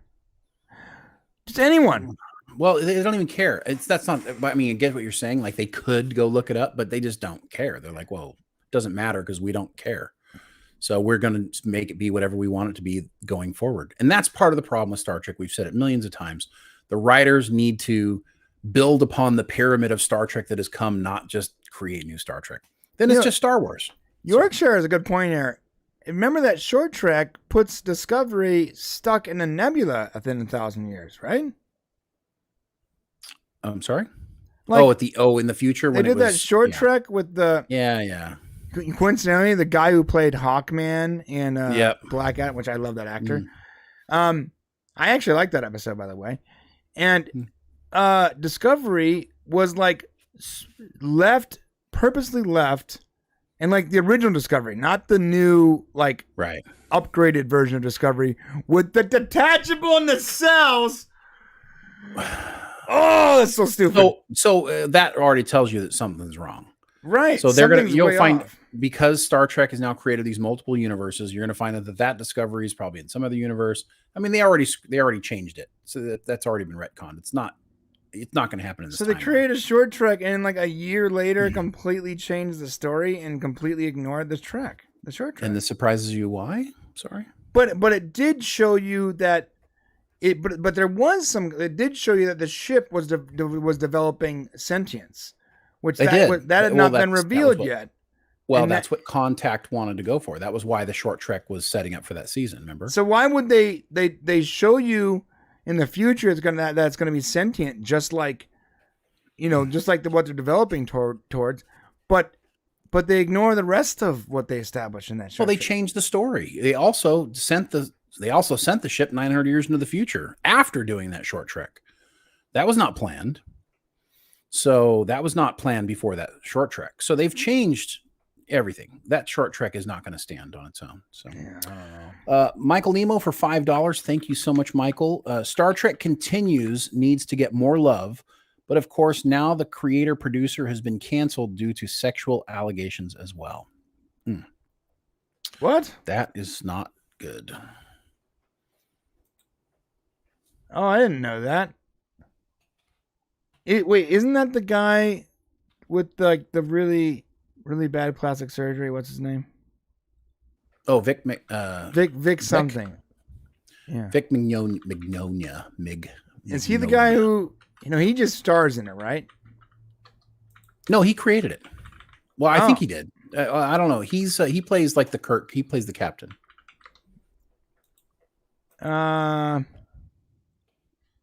Interesting. Okay, well. Oh yeah, Vic Mignogna. I can't say his name. Mignogna. He created Star Trek Continues, and he stars in it. So I guess he's getting. There's allegations against him now. That's crazy. Yeah, 2 women who accused him of inappropriate behavior, and the partner of the woman. So sexual harassment is what he was brought up on. Yeah, I'm sure he's a nice guy. When I say bad plastic surgery, I'm just saying that like you see him, he looks like he's had a lot of facelifts or whatever. But I'm sure he's a nice guy. I'm not trying to be. He is a nice guy. Yeah. He's in our community. So yeah. Michael Nemo for $2. I won't never forget that though. It was like a few weeks ago when we were watching him rant at a convention. Oh, that was great. And everybody's like, why are we here again? Oh my God. That was felt hard bad to watch. For him. It's sometimes it's how you feel. Michael Nemo for $2. Thank you also again, Michael. Gonna talk about the Trek proof of concept rumor. Trek proof of concept rumor. I haven't heard that one. Let's see. Trek proof. I don't know. Concept. I don't know. We'll look at it. See what that's all about. I haven't heard about that one. Okay, so let's finish up this story. We got sidetracked here somehow. No, that's it for this story. Was that it? Yeah, that's it. What's the Indiana Jones part? Oh, it was it's action adventure again. That's action. He should have picked a different franchise, one that had not recently lost $1 billion. It's Indiana Jones is a great headline though, Right, it is. Yeah. I mean, the good thing I'll say about Discovery season 5 is that he's directing and he's a good director. So at least the episodes that he does will make sense. And if you look back at Discovery, his episodes are always usually the best ones. They filmed a proof of concept with 7 for Legacy. I don't know anything about that. That's a rumor. It's a rumor, but I haven't even heard that rumor, so I doubt it. I mean, I would be surprised if they shot anything. Yeah, they're not shooting anything. They're on strike, and honestly, we might know something about it. We don't know anything about that. Well, let's look at it maybe in the member section. Yeah. All right. So some more Jonathan Frakes news, which I thought was interesting, is he has Star Trek Strange New Worlds is bittersweet for him. And I was like, what do you mean? What is it, bittersweet? What's going on here, Jonathan? So here's what he says.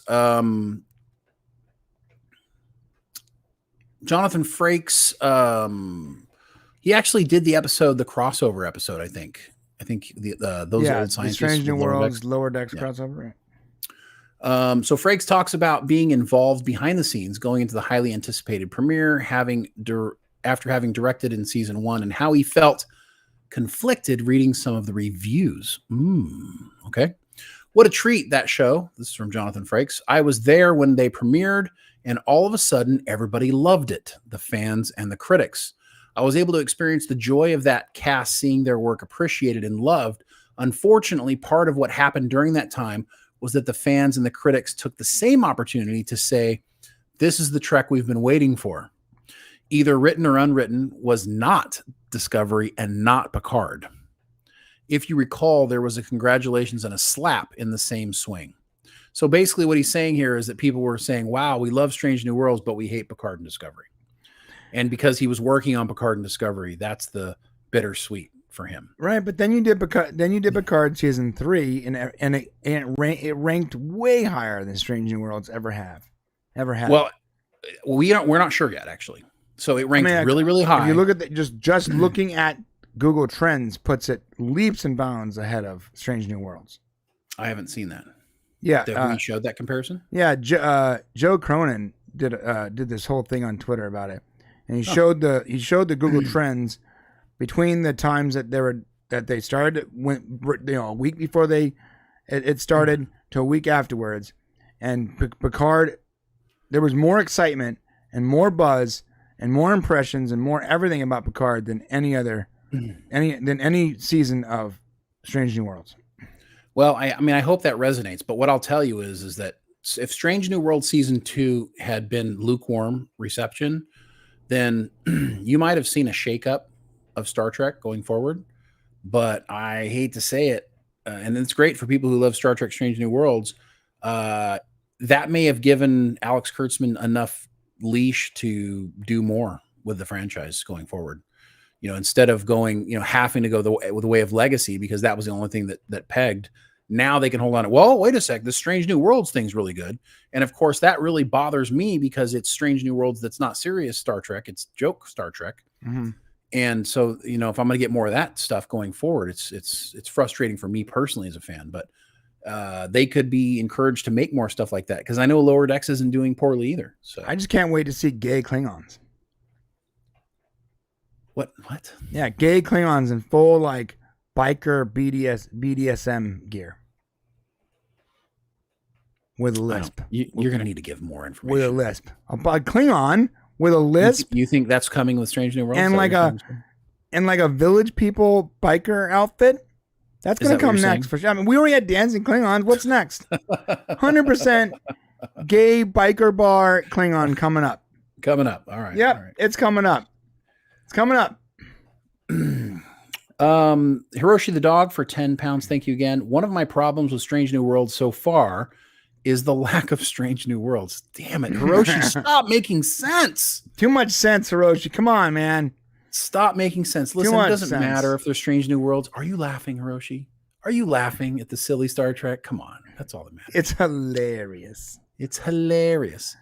Yeah, so that was the bittersweet for Strange New Worlds. It looks like he's got it's funny. Jonathan Frakes was on the Shuttle Pod show, and I thought it was interesting. He's like, can you believe after Star Trek Picard season 3, no one's called, nobody wants me to act? He was pretty shocked that after that reception and how well they did, he got no offers to do anything. Which is wild, because he was his best in that role, I think. Best he's ever been. 100%. Yeah. People, you understand, Picard season 3 was so good from Shane and I's perspective that, first off, that one season alone was enough to completely outweigh the first 2 seasons, but also push it up pretty far on both of our lists. It hit every single it hit every note we wanted it to hit. It was like a composition that you can watch over and over again. And one of our friends, Rec Thoughts, did like a movie version where he took all 10 episodes and he basically edited them together in one giant movie. And dude, it is, first off, if you have 6 hours or it's 7 hours, it's a hell of a thing to watch. That perfect, there's no interruption. It's just like the perfect, it's a one long epic, masterpiece. It's really great. Awesome. It's really awesome.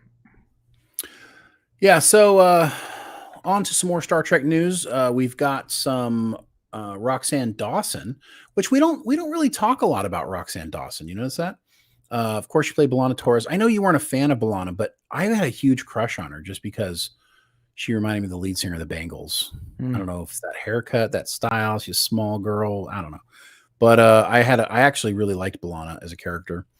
And Roxann Dawson, she's actually become a pretty well-known director. She's gotten a lot of work thanks to Star Trek and what she did there. But she turned down the chance to direct new Star Trek. She actually had the opportunity to direct it. And when I first started looking at this article, I thought, oh, wow, are we going to have some like sauce about how she's not down with new Star Trek? But that's not what this article's about. She actually, unfortunately, she's been directing Foundation, the Apple show, which Foundation, it's hard to get into. It's a little bit, I'm not sure. How would you put Foundation, Brian? Foundation, it was a great book series by the outstanding Isaac Asimov. Asimov. But my God, the TV series is so slow. It's slow and boring. It's slow and the actors are not compelling. Yeah. There's nothing compelling about it. You have this story idea is great. Yeah, you have this amazing universe that you can work in, but you stay so small, and you pay it and you keep it so focused, like it's like a close up. You know what it's like? It's like, hey guys, here's the Mona Lisa, but you get to see only a portion of it at a time, like a small zoomed in portion, and you can never really zoom out. And it's very, and we're gonna move that little square around real slow. And that's what it's like. It's like a zoomed in portion of something is a masterpiece, but it's a tiny little portion, and it's just moving slow around, and it's just boring. It's boring. It's hard to put it together, and it's very difficult to see the entire scope. Books are great. Well, the guy in charge of the show, creator David Goyer, is the one who hired her to direct the show. And Roxann Dawson says, it's kind of funny. She says, and I remember, I probably shouldn't say this, but one of the first things David Goyer said to me, he goes, we're not going to be shooting Trek here. This is not Trek, Star Trek. Or she goes, this is not Star Trek. I went, yes, I understand. And what she took with this was, I thought was interesting. She goes on to say, and I was kind of like, well, have you really seen Star Trek? The current versions of Star Trek, I think, are wonderful. I've seen Discovery. I've seen Picard. I think there's such wonderful and modern work being done there right now that we really can't categorize it in the way that we might have in the 90s. But no, I haven't really wanted to go back. I feel like I've been there and I've done that. I've loved moving on to other things. So that's where I'm at with it. It's interesting the way Roxann Dawson, now we know why she's not with Star Trek. But here's the other thing. David Goyer doesn't like new Star Trek. We just learned. So what she just shared with us basically was he don't like new Star Trek. Right. The guy making the Foundation series. And, it's little things reading between the lines here, because by just taking her words, you wouldn't have put that he didn't think new Star Trek was good. Right. It's what she follow on says that she feels like she has to fight for it, that lets us know what his tone was about Star Trek. Right. What do you think about that? No, I first off, I think there's a lot of people like him that don't like new Star Trek, but they can't say that because they want to keep working. So I think that's, and we've met a lot of people like that. We're like, this shit is garbage, but they can't actually say that publicly, and they can't actually go against the grain. Right. You think right now he's going, come on, Roxanne, why'd you just dime me out like that? Although it would have been great to maybe that's what Foundation needed was a little more Star Trek. And I'm not saying like levity or emotional nonsense, but like a grander scope, Character based. Yeah. Listen, all great stories start with your characters. And the characters in Foundation are just, I'll be honest with you, like the evil family that's in charge of everything, like they're kind of compelling, but your heroes aren't. Right. And when your heroes aren't compelling, your show's going to suck no matter what. So I agree entirely. All right. Well, that's all the Trek news I've got today. That's the Star Trek Roundup. Is that what we just called it? The Star? I actually called it the Star Trek Roundup. We gotta call it something else. Like we'll figure out a better word for it. But I was trying to think of something you could say, like the Terry Trek thing. All right, we'll figure out something that will encompass our Star Trek news segment every week because we want to do that every week. Awesome. All right, so that's what's next? Box office report. We got the box office report, or we can do Disney. We got some Disney interesting stuff going on here. Let's do Disney first. Okay, Disney first. Yeah, and then we can talk about, because unfortunately the September box office numbers are kind of lame. I don't know. Equalizer 3 is doing pretty good.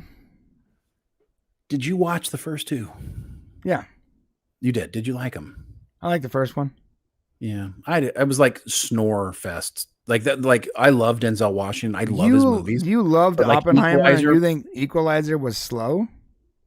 I just don't like Denzel Washington in those types of roles. I don't know what it is. He's like an inspiring, hopeful person to me. I like the roles where he's like Courage Under Fire, or the one where he was in the Man on Fire. He plays a lot of On Fire. Man on Fire was good. Yeah, I like it when he's, I really didn't like him where he was the bad guy in that movie with Russell Crowe.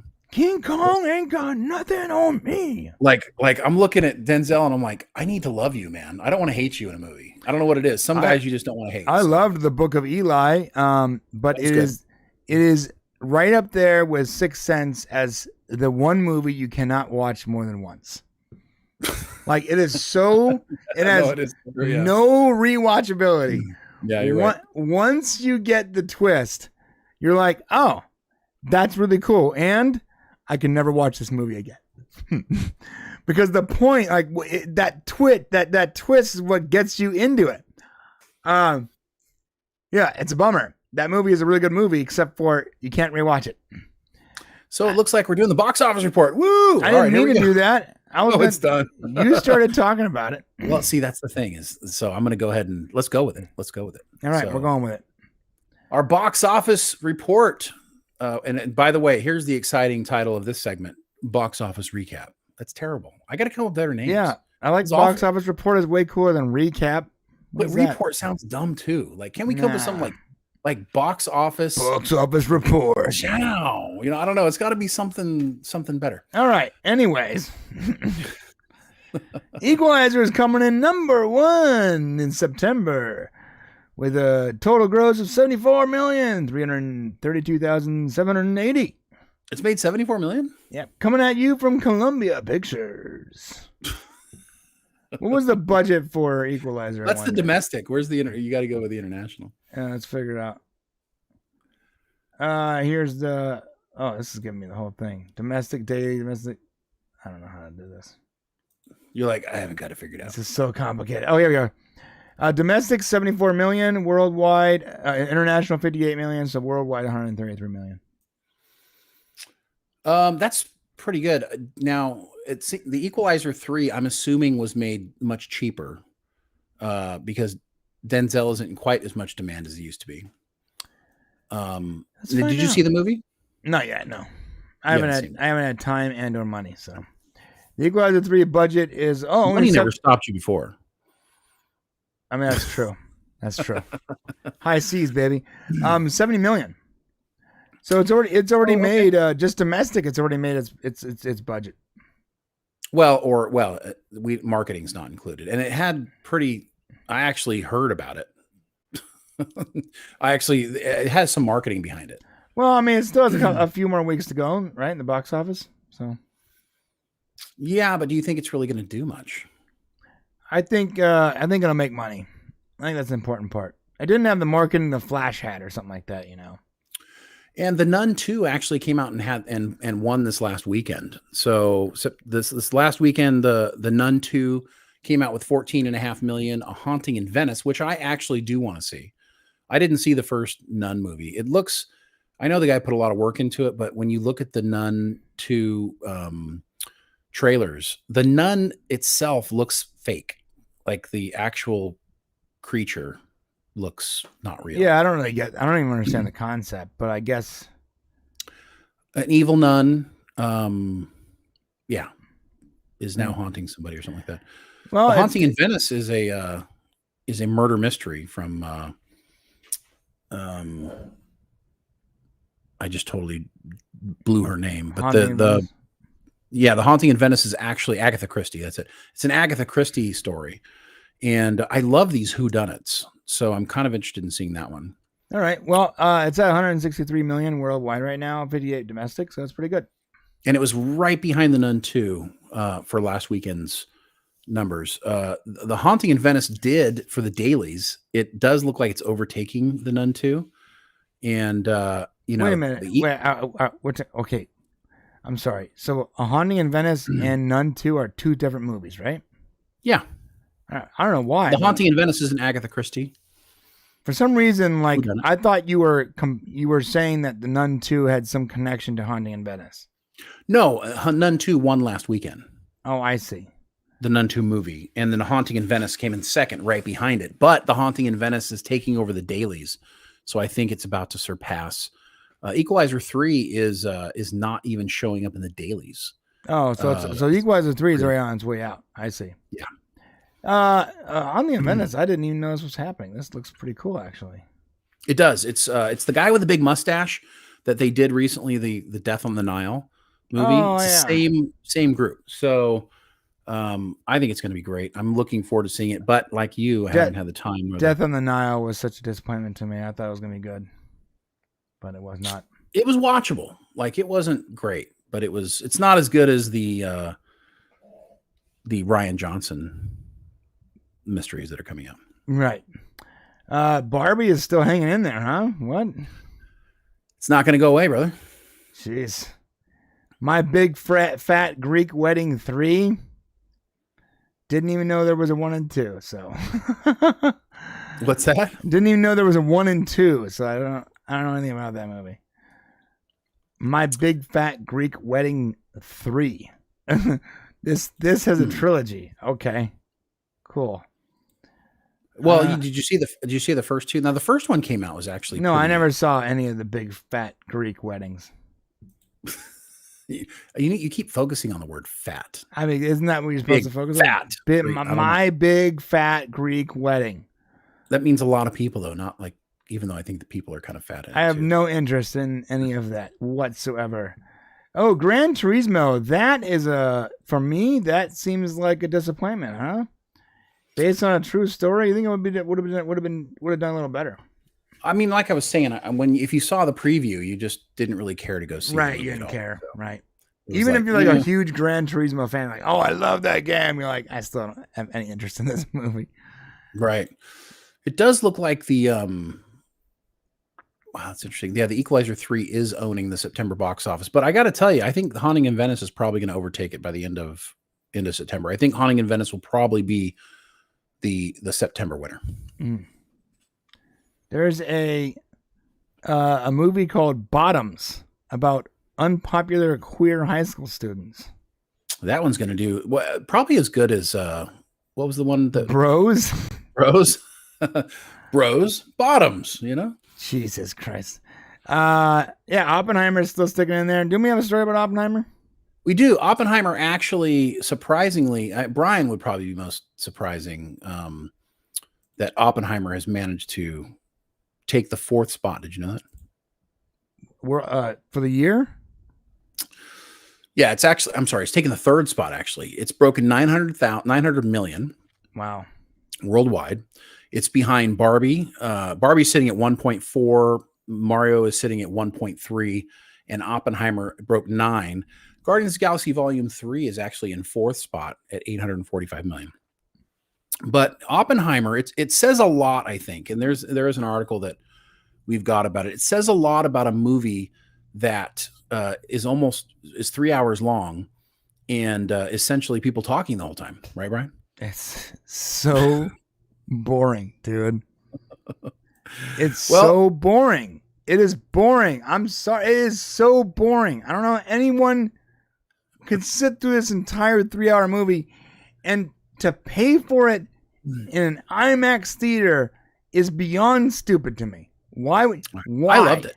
So I loved it. And so you said the Equalizer was too slow, but Oppenheimer was not too great. Slow. I didn't say too slow. I don't like Denzel. You said it was boring. You said it was boring. It's boring. I don't like Denzel in those roles.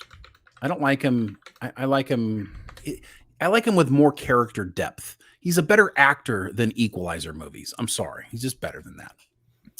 So Oppenheimer's 900 million plus haul is an important moment for Hollywood and theaters.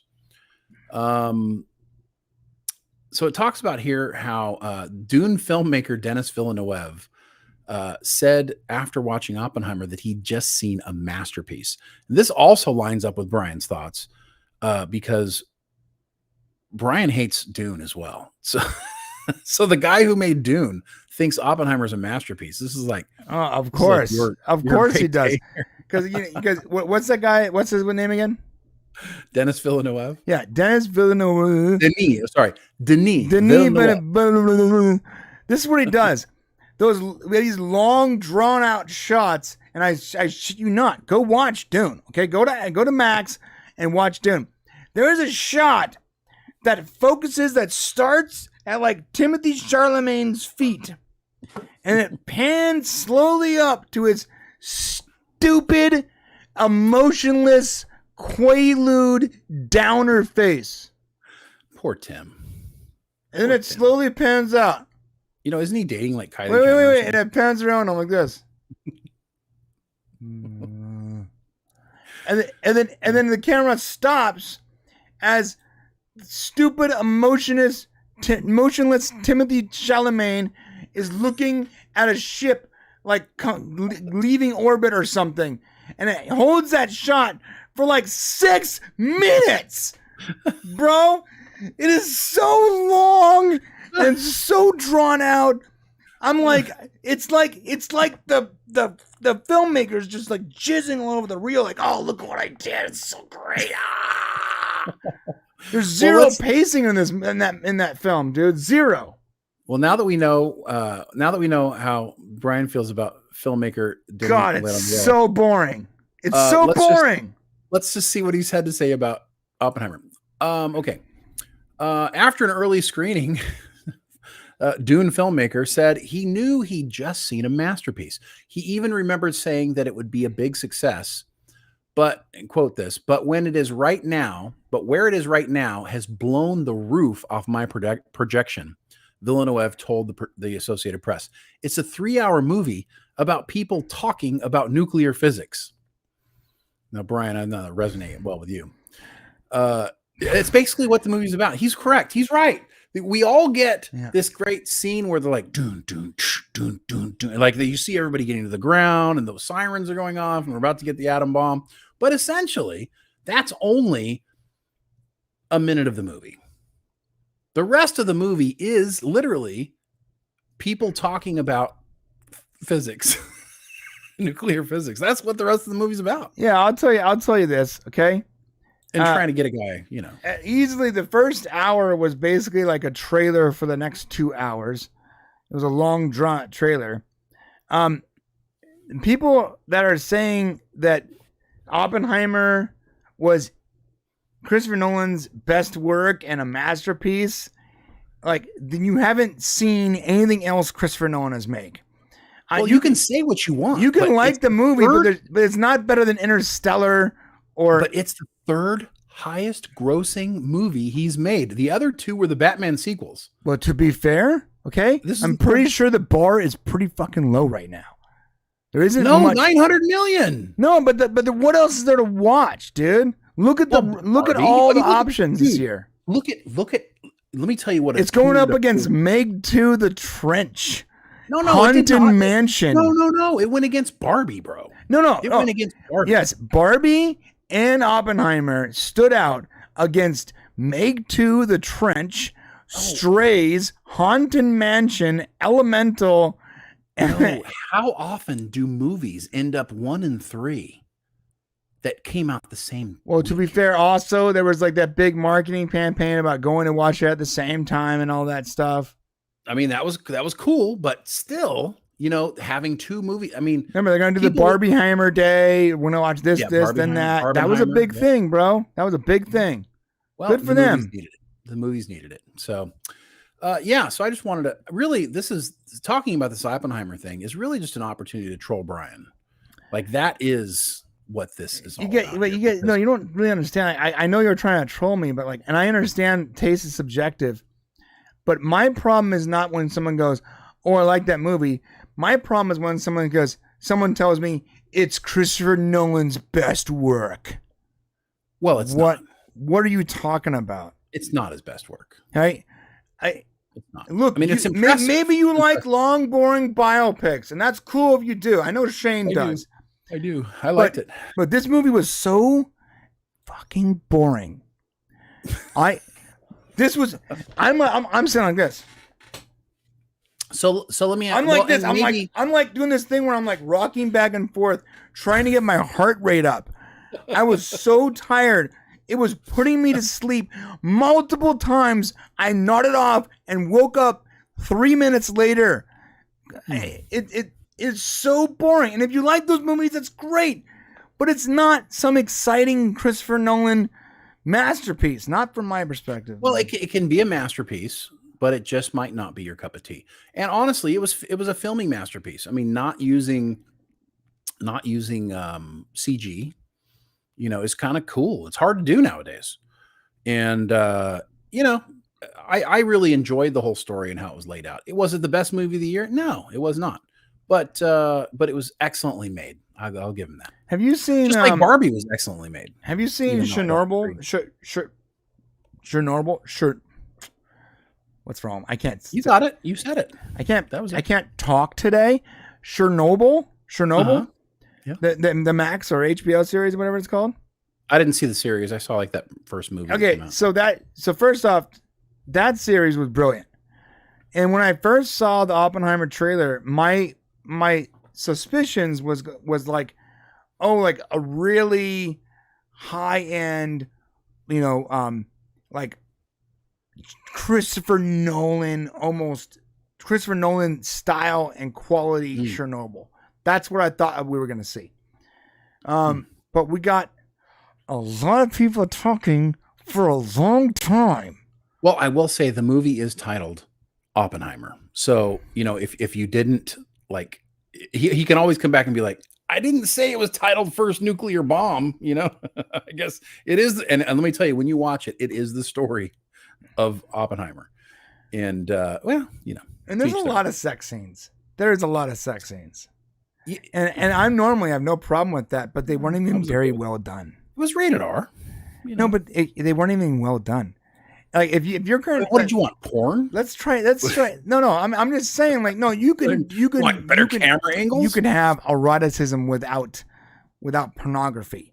It was pretty erotic, dude. I mean, it was fairly visual. It was enough to be like, I'm watching this alone, and I feel like Pee Wee Herman. Maybe I just feel like maybe I went in there with more, with a higher bar because it's a Christopher Nolan movie, and he told me to go watch it in IMAX. That's fair. That's a fair statement. You know what I mean? Best movie of the year so far? You ready for this? Probably Barbie. No, dude. No. Yeah, probably Barbie. I mean, you saying that you like your favorite movie of the year is Barbie? No. I'm saying that's going to be the general consensus. Is Barbie. No, I don't give a shit about the general consensus. Oh, you're saying? Are you asking what my personal opinion was? Yes, your favorite movie of the year. I mean, it's fine if you want Barbie. You guys got it. Yeah, Brian said Barbie was his favorite movie of the year. No, I didn't. No, I thought you were talking about like generally. Okay. Anyways. Well, it is obviously it's at 1.4 billion, and no one's. That's why I said probably Barbie. Like for me. Okay. Yes, for you. There's been no big standouts, dude. Like everyone's like, "Oh, I love Spider-Man Across the Spider-Verse." Mm-hmm. I gotta be honest with you guys, I didn't like that movie. Wow. You know why I didn't like it? I don't know. There was no fucking ending. Come on. No. You have to give me some ending. You can tease me for the third movie. There's got to be some conclusion. Come on. Come on. This is clearly a trilogy, and they haven't even started working on the third movie yet. So you didn't like... we're not going to see it for 5 years. So you didn't like the second Lord of the Rings movie because it didn't end for you? No. But there was multiple endings in the second movie. It just didn't finish the entire epic. There were multiple points that gave you that satisfaction. This Spider-Man Across the Universe was an hour and a half long of him setting up the third movie. The artwork was great. Yes, it was. Yes, it was. It was. That third movie will be the final act, but I will say, you did not love the twist. There was a conclusion in the first movie. No, there was a conclusion in the first movie, even though it set up the whole universe. This movie is a setup for the third movie, and we don't even know when or if we'll get a third movie. That's because they didn't know they're going to do a trilogy when they did the first movie. When it made a ton of money, they're like, we need more of these. Well, then you got to write a little more an ending that's more satisfying. It's like the fact that you just watched almost 2 hours of Peter Parker, Miles Morales. I was okay with the cliffhanger. I would look at it as I don't know. For me, that was okay. I didn't need that. But if you go through here and look at them, the movies this year are not fantastic. Mission Impossible: Dead Reckoning Part 1 was enjoyable, but I didn't really find it that much more enjoyable than any other Mission Impossible movie. And if you look, I got to go all the way down the list here. I mean, honestly, The Flash was disappointing. Indiana Jones: Dial of Destiny was disappointing. Well, The Flash was for me, the biggest disappointment with The Flash was that it didn't feel like they finished it, and it gave so much ammunition to the people that just want to hate on everything Snyder right now. Yeah. That's why I can't make it my favorite thing, even though I enjoyed it. Best movie of the year that includes an ending is probably Dungeons and Dragons: Honor Among Thieves. That movie was legit. That's probably awesome. I'm looking at the list here. I'm looking at Transformers: Rise of the Beast. I'm looking at Meg 2. Rise of the Beast was disappointing. Meg 2, and I like stupid movies. Okay. Yeah. That was too stupid for me. I'm gonna say this. I'm like, I don't know about this, guys. Look. I'm gonna get when you do the third movie. I'll give you one more chance. But like Meg 1 was already pushing it on how absurd you are without having fun with the horror aspect. Yeah. Meg 2 just went really absurd. Now, I gotta say something. Everything you're saying is rock solid. Mission Impossible, no ending. That's true. Well, it's a part 1 of 2. Again, part 1 of 2. So many of these movies that we saw this year really didn't have a proper ending, or they were disappointing in the way they ultimately ended the character. The one movie that hit every note for me this year is probably Dungeons and Dragons. I think you're right. It hit every note. I enjoyed the characters, the story, the beginning, the end, all the D&D references, all the gaming references, everything. That movie had everything I want in a movie. Isn't that crazy? So could it be the best movie of the year? But here's what we have coming for you to decide, okay?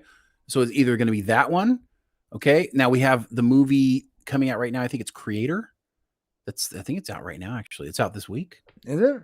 Sci-fi movie. Now the problem with that one is it just came out that movie is about the movie is supposed to be about being okay with people who are different than you. Oh, now that I've learned that that's what about, that kind of like bums me out a little bit because I don't need another lesson. Yeah, we don't need another lesson. We get it. We get it. Please, we get it. That actually comes out next week. Okay, The Creator comes out next week. It's got John David Washington, whom I love to death, all the way back in the days of Ballers. He was so great. Dumb money, bro. It's about Dumb Money's coming. It's about Wall Street bets, the subreddit.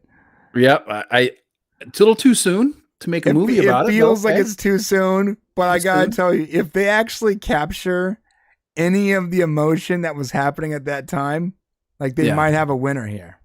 God, but Pete Davidson's in it, and I've already said Nick Offerman's in it, bro. Nick Offerman. I know. But anybody who Pete Davidson any movie, I've already said I have to hate. But we'll see. I hate Pete Davidson, but I love Nick Offerman. It's like, let's put one of your favorite comedy guys next to one of your worst. Yeah. I really love Offerman. What about Expendables 4 featuring Megan Fox? Shut the hell up. Who cares? Come on, bro. Let's talk about 2 and 3. I couldn't get through 2 and 3. Look at it. This is who's in it. Jason Statham, Dolph Lundgren. They're all in it, of course. Randy Couture, Sylvester Stallone, Curtis 50 Cent Jackson, Megan Fox, Tony Jaa, Iko Uwais, Jacob Skipo, Levi Tran, Andy Garcia. Yeah. Great. Bunch of guys who can't get work anymore. Awesome. Dude, I don't think I've ever... Horror movies? Really? I don't think I've ever looked at Megan Fox and thought, she's a badass. Well, because she's not. She's playing every one of these movies has a female like... It should have had Adrian Palicki instead of Megan Fox. Maybe. She's not there yet. I don't know if she'll ever get there. Megan Fox is there? She's got that, hot chick thing that everybody wants. I'm not into it. She's not my type. Going into October, Killers of the Flower Moon. That is going to be, not that anybody cares about Oscars, but that's definitely going to be an Oscar with Leo DiCaprio and Robert De Niro, of course. I'm sorry. Martin Scorsese. You don't say a movie called Killers of the whatever moon is not an Oscar contender releasing in October. Yeah, I know what you're saying, but I got to tell you, anything that Leonardo DiCaprio does, I'm sorry, the guy just makes great movies. The guy just really wants to get that Oscar. Yeah, has he not gotten it yet? Oh, I'm certain he has. Leo's got an Oscar, right? Yeah, he's got an Oscar, right? I'd say, when he should have gotten one, but they don't give him to kids, is when he played What's Eating Gilbert Grape.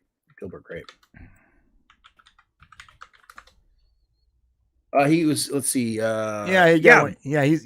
actually got a bunch of them. Yes. What are we talking about? We don't know. I told you he's a great actor. Jesus. 1, 2, 3, 4, 5, 6, 7.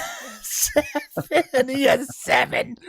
Yeah, he's got a few of them. The guy is like a couple shy of starting a softball team with those little golden men. So it shows how often we watch the Oscars, and we don't ever watch the Oscars. Now it's interesting. This movie, which is about essentially Indians, can't say Indians tomorrow. Well, I guess back then it would be Indians, Native Americans. Were of course corralled into a land we call a reservation. They hit oil, and then the white man wanted to come in and take it from them, and they fight back. So that's actually going to be, and it's funny because Scorsese was saying, the story was originally, he found himself focusing on all the white guys, and he's like, so he went back and rewrote it, saying this needs to be from the other perspective, and so he actually changed it up. So it'll be interesting to see. Leo does a physical transformation in this movie. He does not look like himself. So I'm looking forward to it. What is he, like, really fat? He's heavier. His face looks different. He just looks different, bro. Yeah.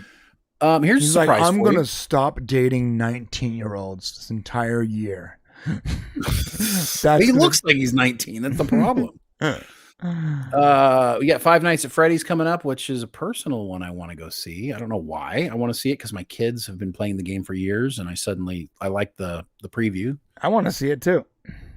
So that's one I want to go see, and I'm sure we could talk about the others coming up. But so that's Five Nights at Freddy's is going to be fun, but there's a couple of things that we're missing out here. We got Freelance starring John Cena and Allison Brie and Christian Slater. That looks like fun. They let Christian Slater be in another movie? Christian Slater is actually in a movie, you guys. Oh, that's cool. I miss Christian Slater. That actually looks like a fun movie. I'm not going to lie. And a movie called The Burial with Jamie Foxx and Tommy Lee Jones also looks like it might be right up Shane's alley. When's that coming out? Boring. Oh, I see Freelance. The Burial, I missed that one. So, yeah, that's right. Yeah. So that's what's coming. And we'll talk about, the Hunger Games and stuff later on in a future episode. I'm gonna have a hard time. So, I mean, there are movies that can possibly contend for my favorite movie, but as of right now, I think you're right. I think Dungeons and Dragons pretty much takes it full service. That's it. I predict that Napoleon will be my favorite movie of the year. You predicted Oppenheimer would be your favorite movie. I did. I changed that now. I've seen Oppenheimer. I mean, I liked it okay, but I didn't. It was fun to watch. What about? But I think Wonka. No, I'm not gonna like that movie because nobody can play. Listen, there's only one Willy Wonka to me. That's it. So, and it's not Johnny Depp. No, it's the other guy. What's his name? It's funny. Gene Wilder. Okay, we have some super chats here if you want to catch them. Yes, I do. Okay, Michael Nemo says fave Denzel film, Ricochet. Oh, which movie is that? Did I miss that? No, I didn't. It's from the 90s. Yeah, it's an older movie. Yeah. I remember seeing it. It wasn't my favorite. Ooh, Ice-T was in it. Ice-T. I remember when he came out, I'm like, what a name, huh? Yeah, that was a 91 movie. That's the year I graduated high school. Michael Nemo again for $2 says, fave film of the year for me, Past Lives. Did you see that one? I don't know. Oh, no, that is a romance. Are you screwing with us, Michael? That is like it's a foreign film romance. I did not watch that movie. Oh, okay. Well, maybe it's good. It's in Korean. I didn't watch it. I'm not saying it's bad. I'm just saying I didn't. I normally. Oh, it's an A24 film. I normally steer clear of foreign films. Let me tell you guys something. Watch out for A24. Okay, A24 is coming out with like its first musical, and I don't know if you know these A24s. They do like these really screwed up horror movies, like the ones that really make you like sick to your stomach and make you go, "Oh my god, I can't believe I just watched that." Mm-hmm. Right? But they're like branching out, and this says it's made by A24, so I bet it's probably freaky and interesting, which is why Michael's saying that. They're coming out with a musical where they cuss through the whole musical, coming up here pretty soon. So Shock, they're a Shock production company, so maybe I may have to check that out. Michael, thank you. Michael Burns for $6.99 says Megan Fox is awesome. Name another actor who called her director Hitler and still has a career. Michael Baer thought it was very funny. I mean, I don't know. I don't know if she does have a career. I mean, I don't know if she's awesome. There was a movie called Jennifer's Body. I want to say Jennifer's Body. Oh yeah, that's an old movie. And she played. I guess Jennifer. The remake? Yeah. No. Jennifer's Body. She played Jennifer Check, and she was opposite Amanda Seyfried, who is so hot to me. And I gotta say, I actually like that movie. I heard that movie was very good. I have not seen it. I liked it a lot. It was actually scary and sort of like, weird, real creepy, and there was the correct amount of horror, also a little bit of comedy, and the last horror comedy I watched was the one Zombie Nation? No, what's the one where him and Woody Harrelson and what's his name? Oh, Zombieland. Zombieland. That's the last Like, is it like that? Like a comedy horror? No, this is like real horror. Oh, I see. Yeah, it kind of threw me off. I was like, do I really want to watch it? This is more like real horror. Like she's a demon, so she retains some of her personality, because part of her is still in there. It's sort of hard to explain, but she's basically cursed. There's a band tries to sacrifice her to like get fame. And what they ultimately do, because they don't finish the job, is this demon gets inside of her body. And it's real weird. Part of her is still there, but part of her isn't. She has to eat people to like stay healthy. And she gets more and more gnarly. It's actually not a bad movie. I'll say it. I like this movie. And I don't even like horror movies very much. Well, you can watch it on Max if you are interested. However, you know what? It feels a lot. It was almost like watching a Supernatural episode that was rated R. Oh, all right. That's a good indication. All right. Well, maybe I'll check it out later. Yeah, and she's pretty hot in that movie, actually. No. I'm backing up. She's sort of hot. Is she Transformers hot? No. Okay. No. That was. I'm gonna say it again. Transformers 1, the end of the movie. Optimus Prime on the horizon. Well, sunrise. He's calling.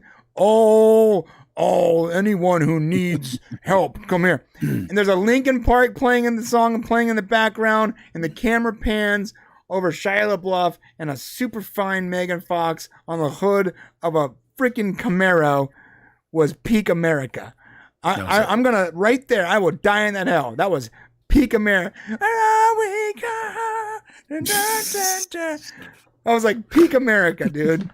The Optimus Prime voice over that Linkin Park it's just perfect. It was. You heard that, guys? Linkin Park, Prime America. No, that scene had every single element that was peak 2010s. All she needed to be holding was an apple pie.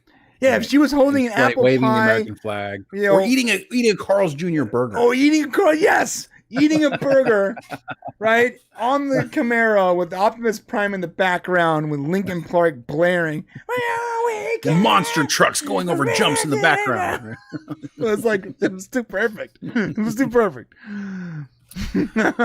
All right, let's move on from this fun stuff here. Oh man. So I want to talk about Disney and I want to talk about Quantum Leap and these other things, but we might have bitten off more than we could chew. I've got a 4:15 deadline here because I am coaching soccer still. Okay.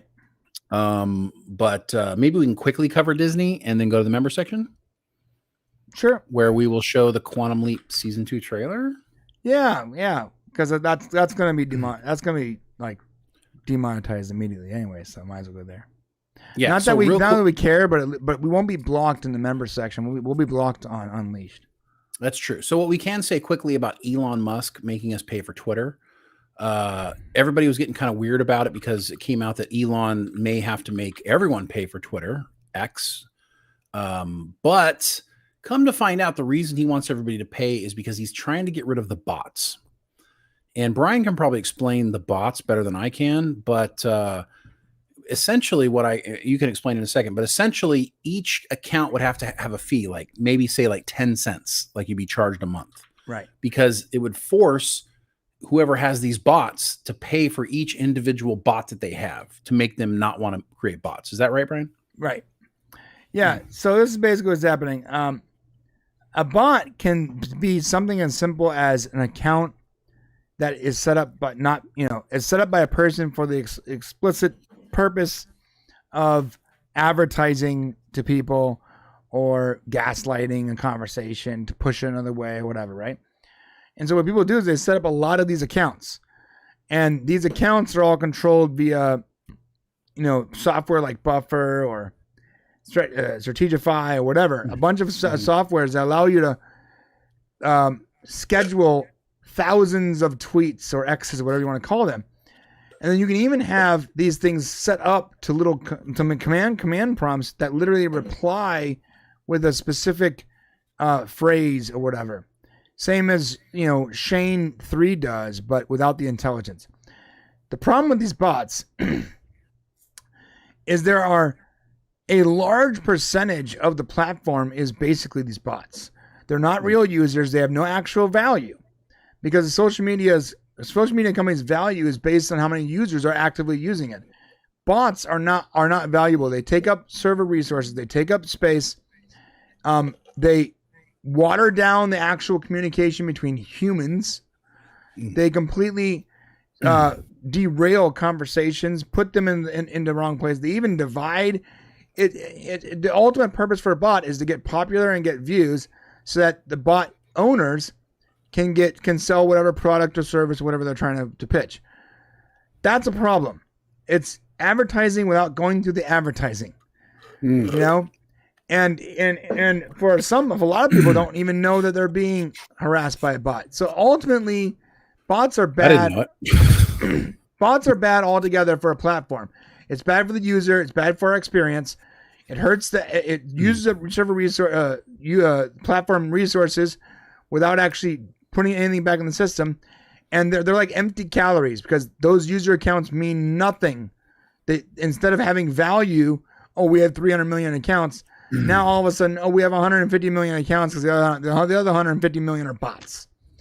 It's the worst thing for a platform is bots. And every platform is going to have some bots. But when you have millions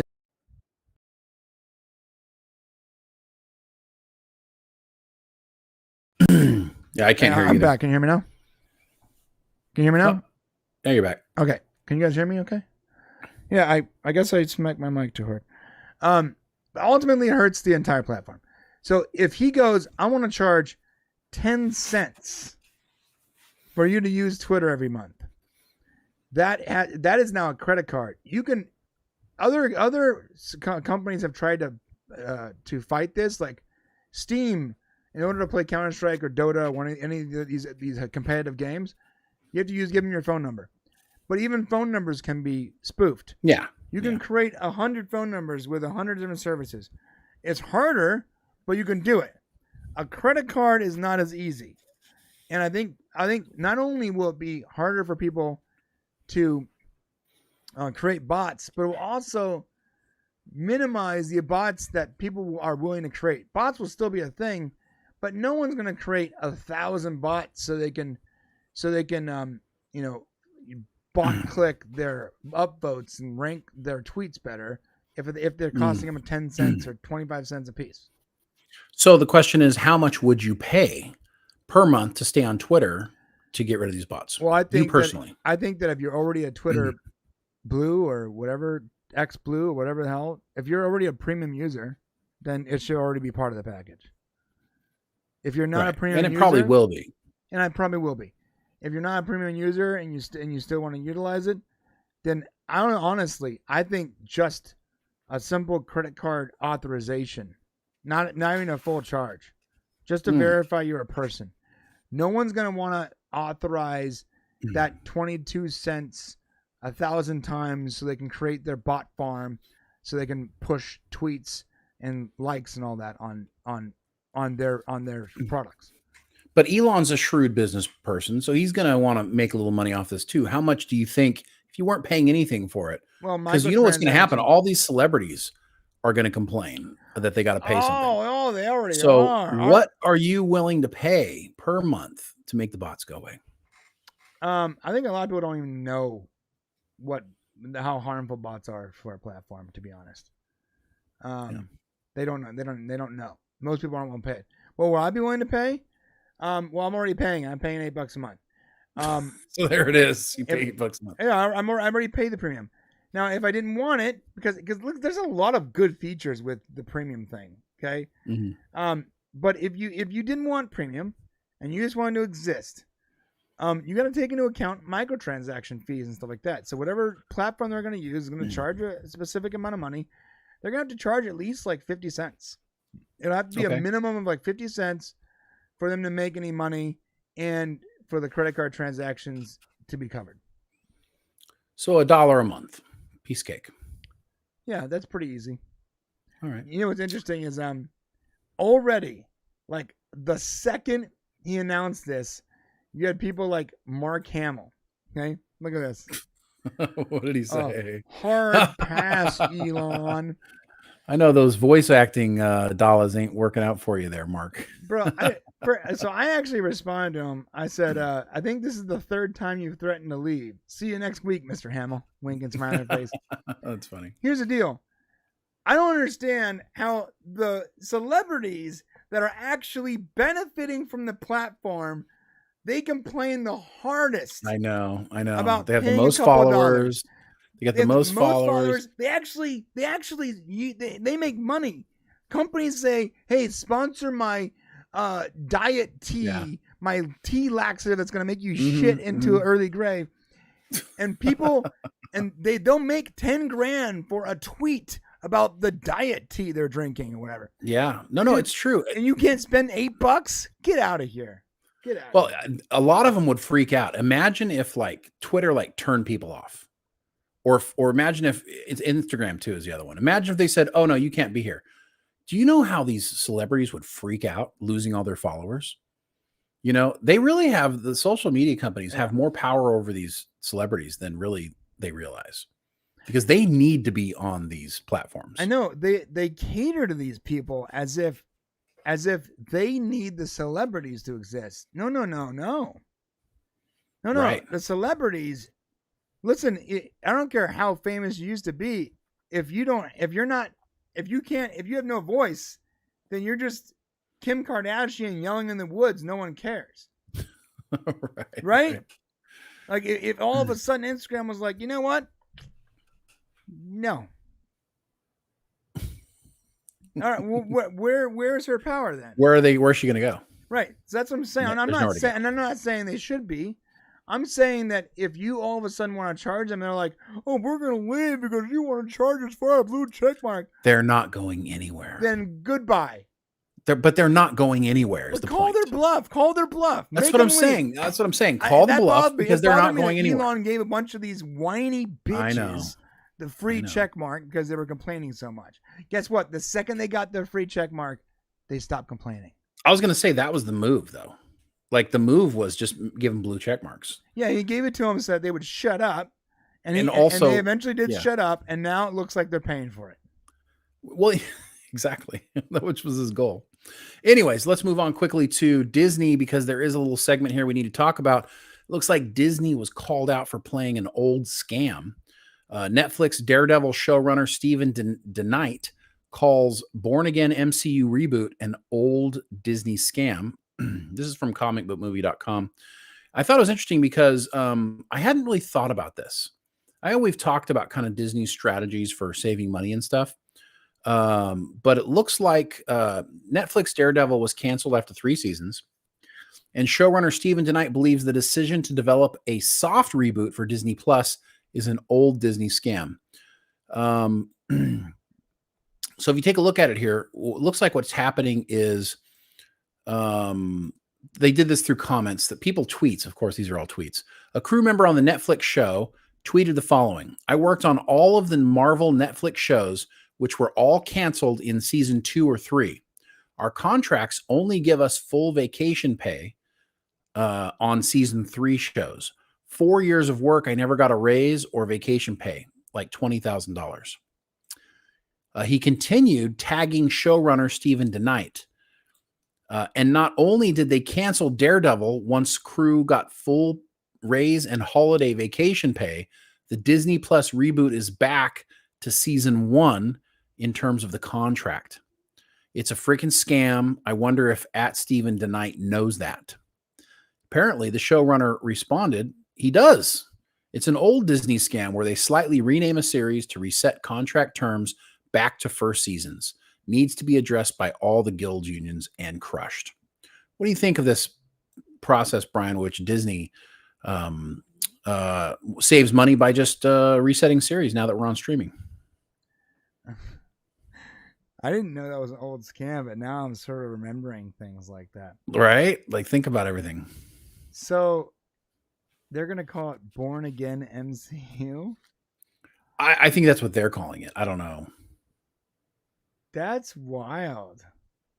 Then Disney is so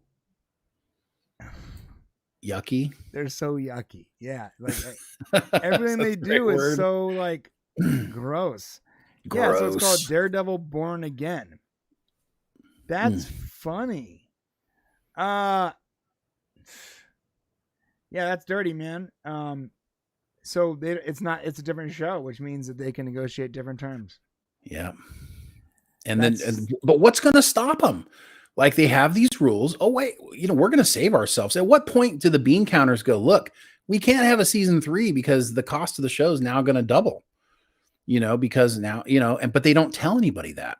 Yeah, that's the other thing too. Like, I feel like we have developed this system where everybody expects to be paid so much money, or so much more money on the third season, specifically the third season, that what happens is these streaming services like Netflix and now Disney Plus or whatever, they're like, you know what?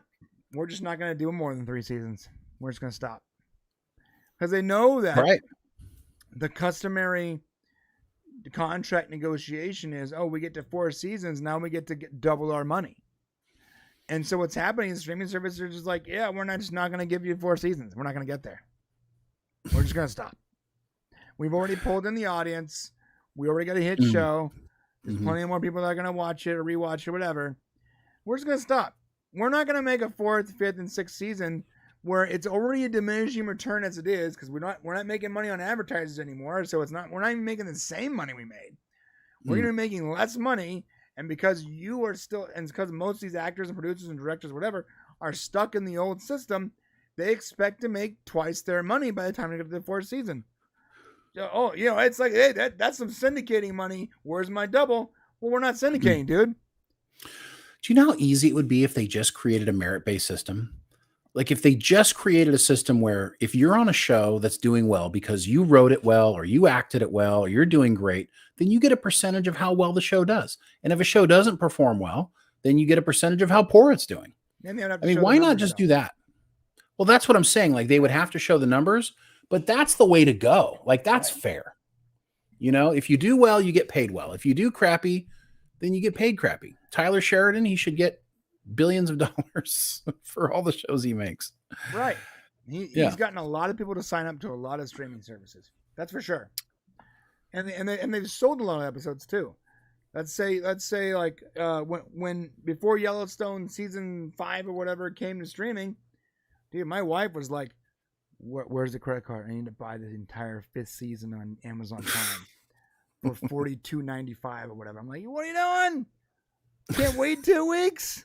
Are you kidding me? Like, look, that'd be great, but they have to share their numbers. The studios don't want to do that. So we're in this weird conundrum where the studios don't want to share their numbers, because if they share their numbers, then there's a lot of dodgy crap they can't do. But if they don't share their numbers, then they can't institute a merit-based system.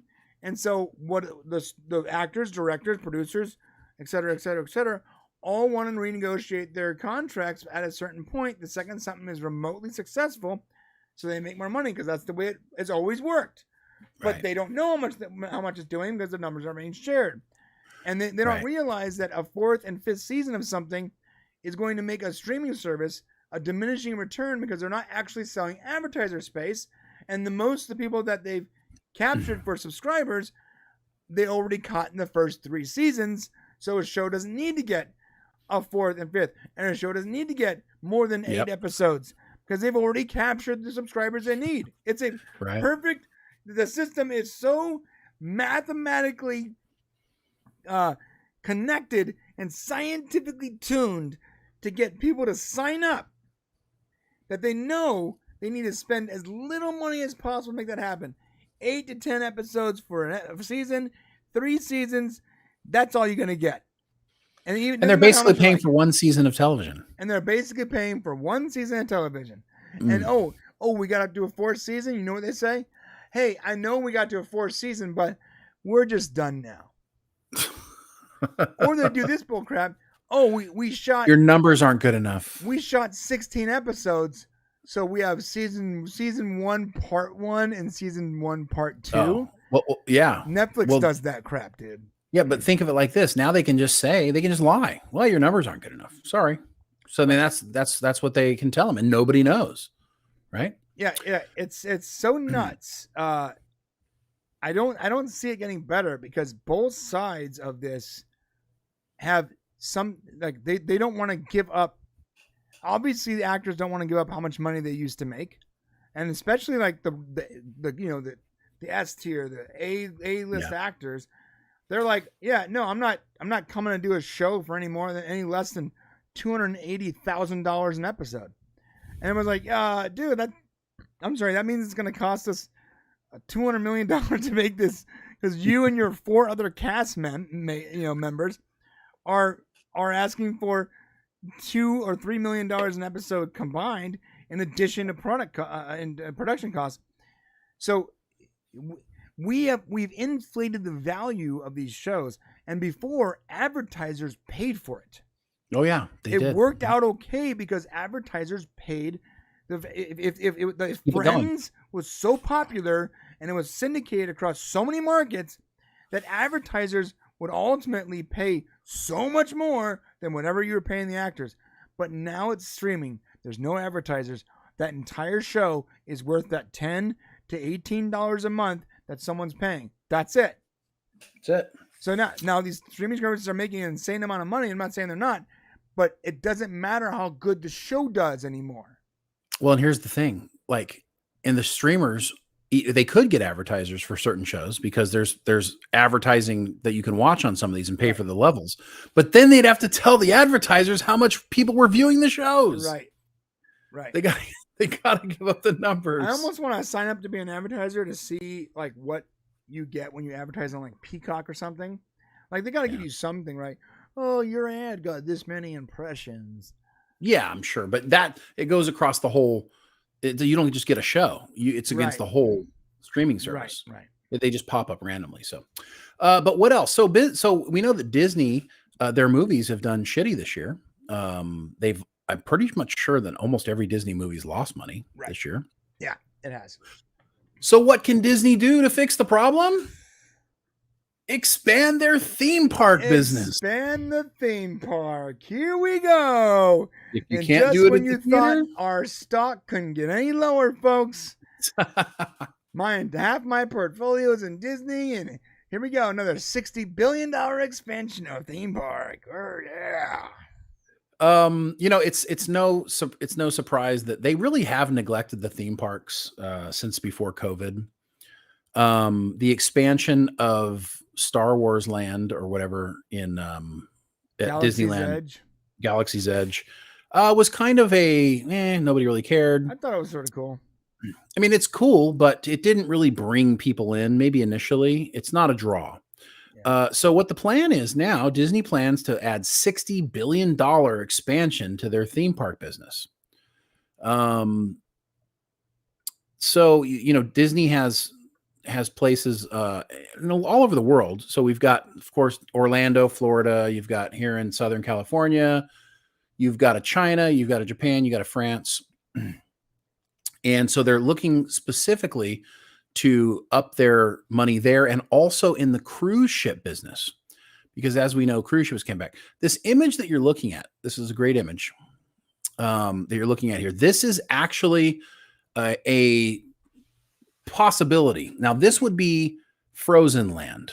Wait, is this Anaheim Disneyland? This is Anaheim. So what you're looking at right here, if you're familiar with Anaheim Disney, right here, this water that you see kind of at the front left of the thing, that and that road that goes down there, that is California Adventure. Okay, and that's the part back there with like the fair, the boardwalk where you walk back there. Yeah. So this is across the street, and what you have is you have a hotel that's there now, and you see it there, but the rest of that stuff is not part of the park. But Disney owns that section of land, and if you go to the right there, that's where the parking garage is. Of course they do. They own. So they own this like, would be, like they own like half of Anaheim, like the city. Yeah. Like they own half of a city. Just so you guys know, of an entire city. Like they literally had to like separate Anaheim into like incorporated Anaheim and unincorporated Anaheim because Disney owns so much of the city. I used to live there. You're right. And so this could actually be like a potential to have frozen land put in, which is something they've talked about doing, and still being able to, and also expanding the Disneyland park system. This would, obviously attach itself to California Adventure since it's too far away from Disneyland proper, the traditional Disney part.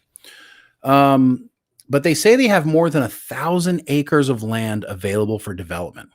1,000 acres, and only 800 acres of that land have homes on it right now.